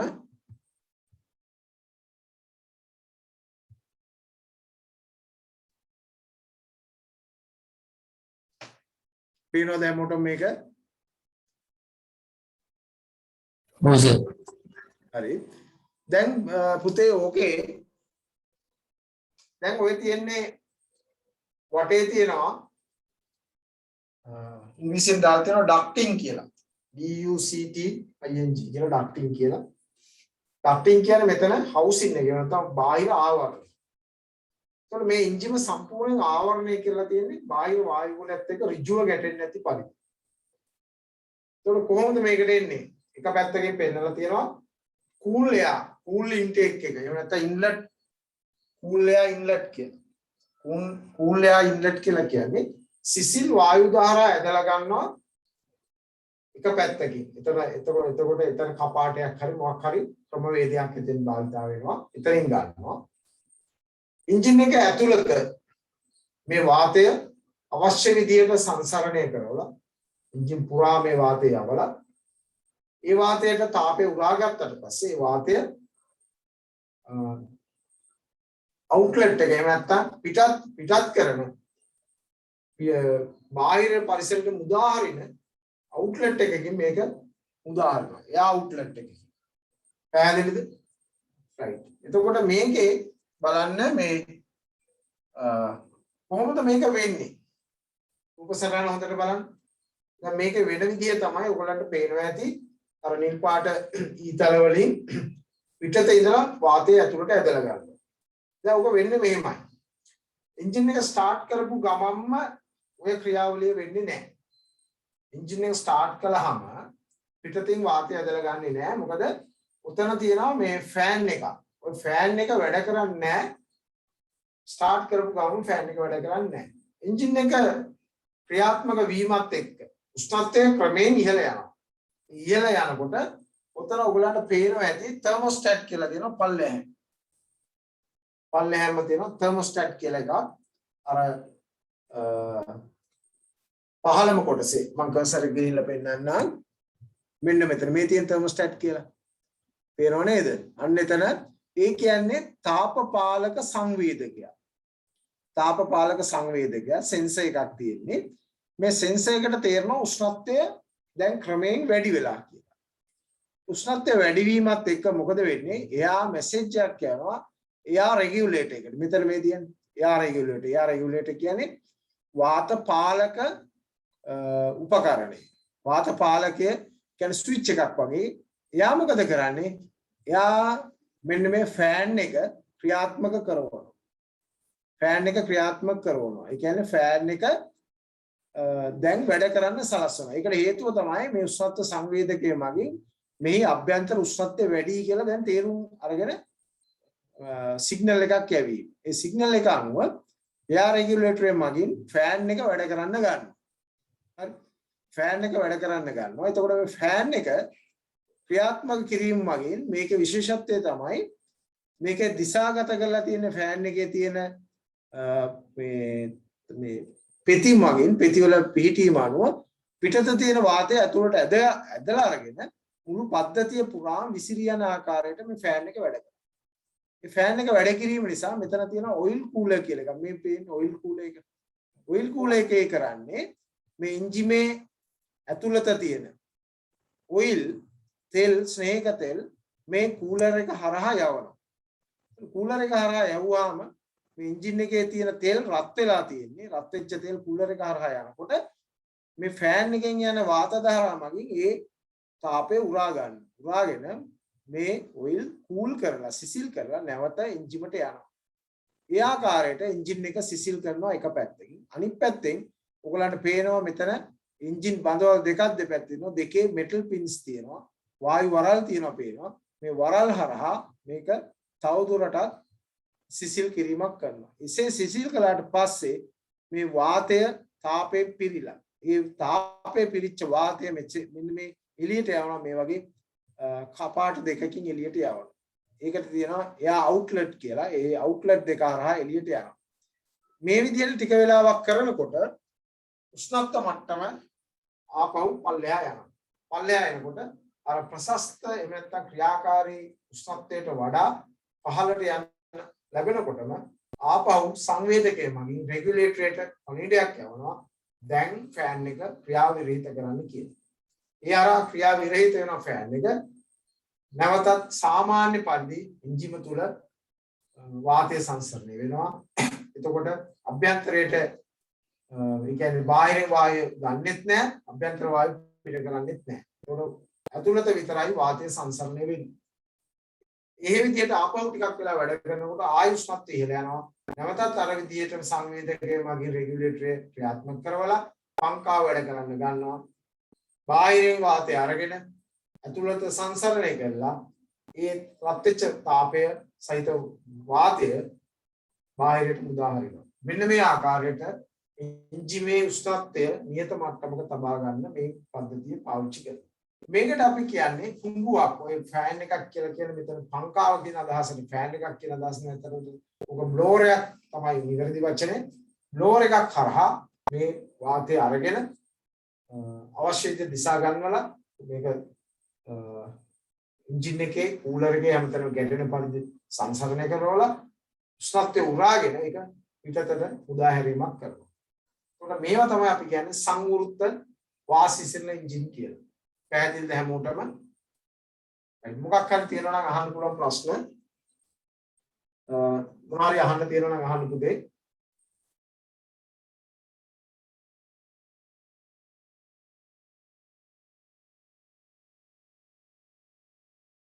right. අපි එහෙමනම් ලියමු. ලියන්න. ලියන්න එන්ජිම වටා එන්ජිම වටා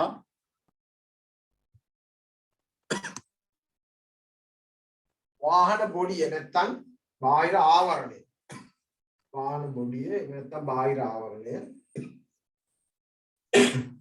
පිහිටන විට මොනවා වරහන් ඇතුළේ කාර්, වෑන්, බස් වගේ එන්ජිම වටා වාහන බොඩිය බාහිර ආවරණය පිහිටන විට සහ එන්ජිම වාසිසිලන එන්ජිමක් නම්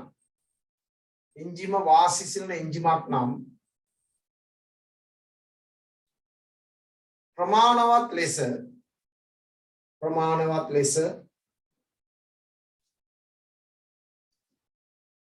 එන්ජිම සිසිල් කර ගැනීම සඳහා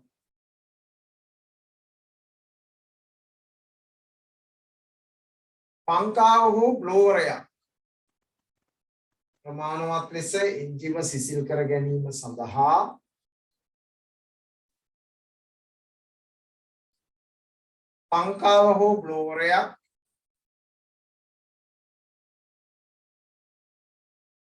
යොදා ගැනීම සිදු කරයි. සිසිල් කර ගැනීම සඳහා මොකද පුතේ? සිසිල් කර ගැනීම සඳහා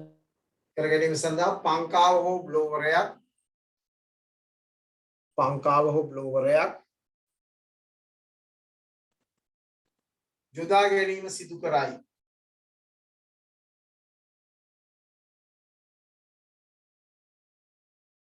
වෙනම ඡේදකින් ලියන්න. පංකාව හෝ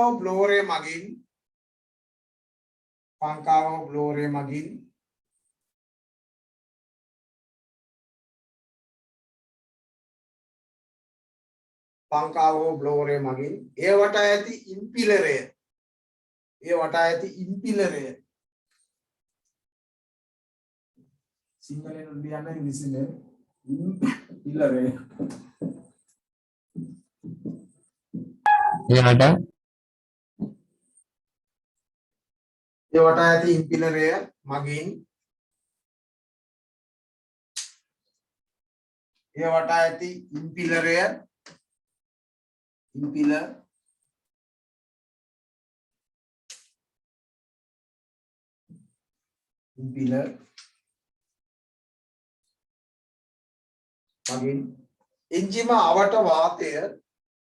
එන්ජිම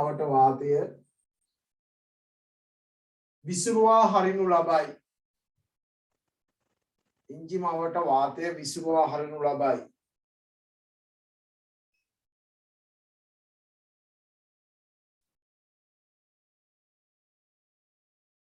මෙය ක්‍රමවත්ව සිදුවීමට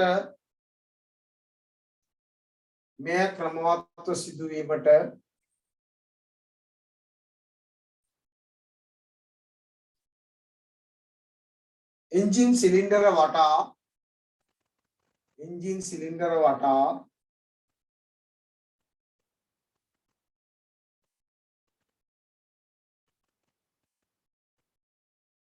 වාතය යොමු කරවනු ලබන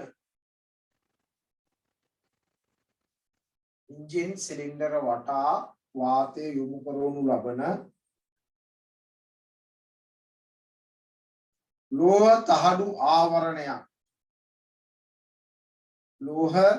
තහඩු ආවරණයක්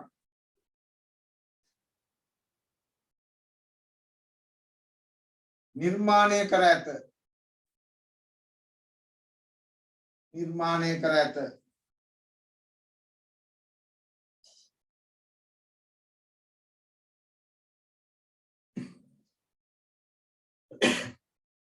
මෙම පංකාව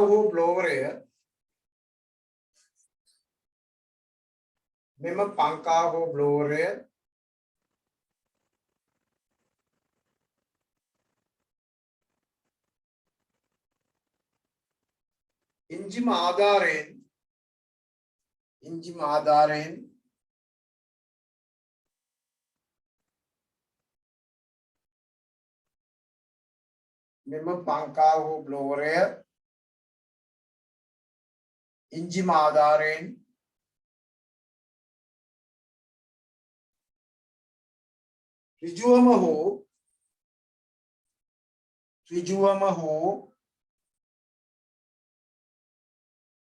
ඍජුවම හෝ වී පටියක් ආධාරයෙන්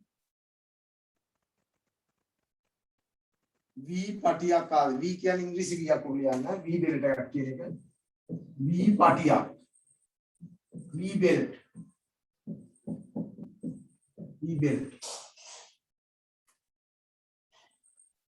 ඒ කියන්නේ මේ belt එකේ අරස් කඩක් ගත්තොත් තියෙන shape එක. ඒකයි V belt කියලා කියන්නේ. V patia ආධාරයෙන් භ්‍රමණය කරවීම සිදු කරයි. භ්‍රමණය කරවීම සිදු කරයි.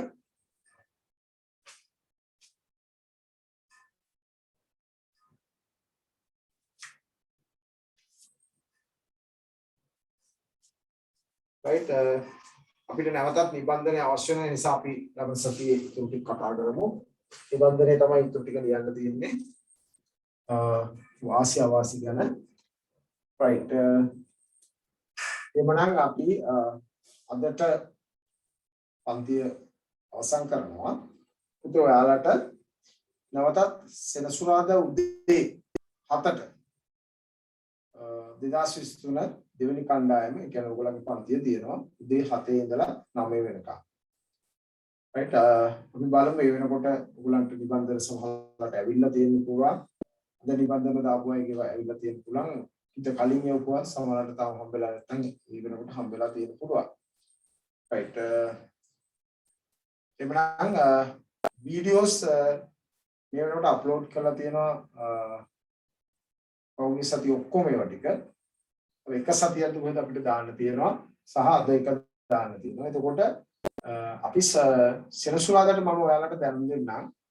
අපි වීඩියෝ බලන්න ලබා දෙන වෙනම දවස්. ඒ කියන්නේ මෙතෙක් කරපු ක්‍රමවේදයට වඩා පොඩ්ඩක් වෙනස් කරලා අපි එක දිනයක් ලබා දෙනවා හැම දිනකටම. ඊට පස්සේ වෙනත් දින ආපහු ඉල්ලන්න බෑ. එදාට ඉන්න බැරි වෙච්ච සියලු දෙනා මේ වීඩියෝ එකට පන්තියට සම්බන්ධ වෙන්න බැරි වෙච්ච හැම දෙනාම එදාට ඒ වීඩියෝ එක හරහා බලන්න පුළුවන්. හරි එහෙමනම් සර් ඕකේ පුතේ. රණවලකින් සිකුරාදා ටියුබ් ගන්න පුළුවන්ද? ඔව් සිකුරාදාට ගන්න පුළුවන්. මේ ඇයි මේ ඔයගොල්ලන්ට මේ අපි මේ නම්බර එකක් දීලා තිබ්බනේ group එකේ දාලා තිබ්බා. එහෙම මේ ඔන්ලයින් ගන්න අමාරුද?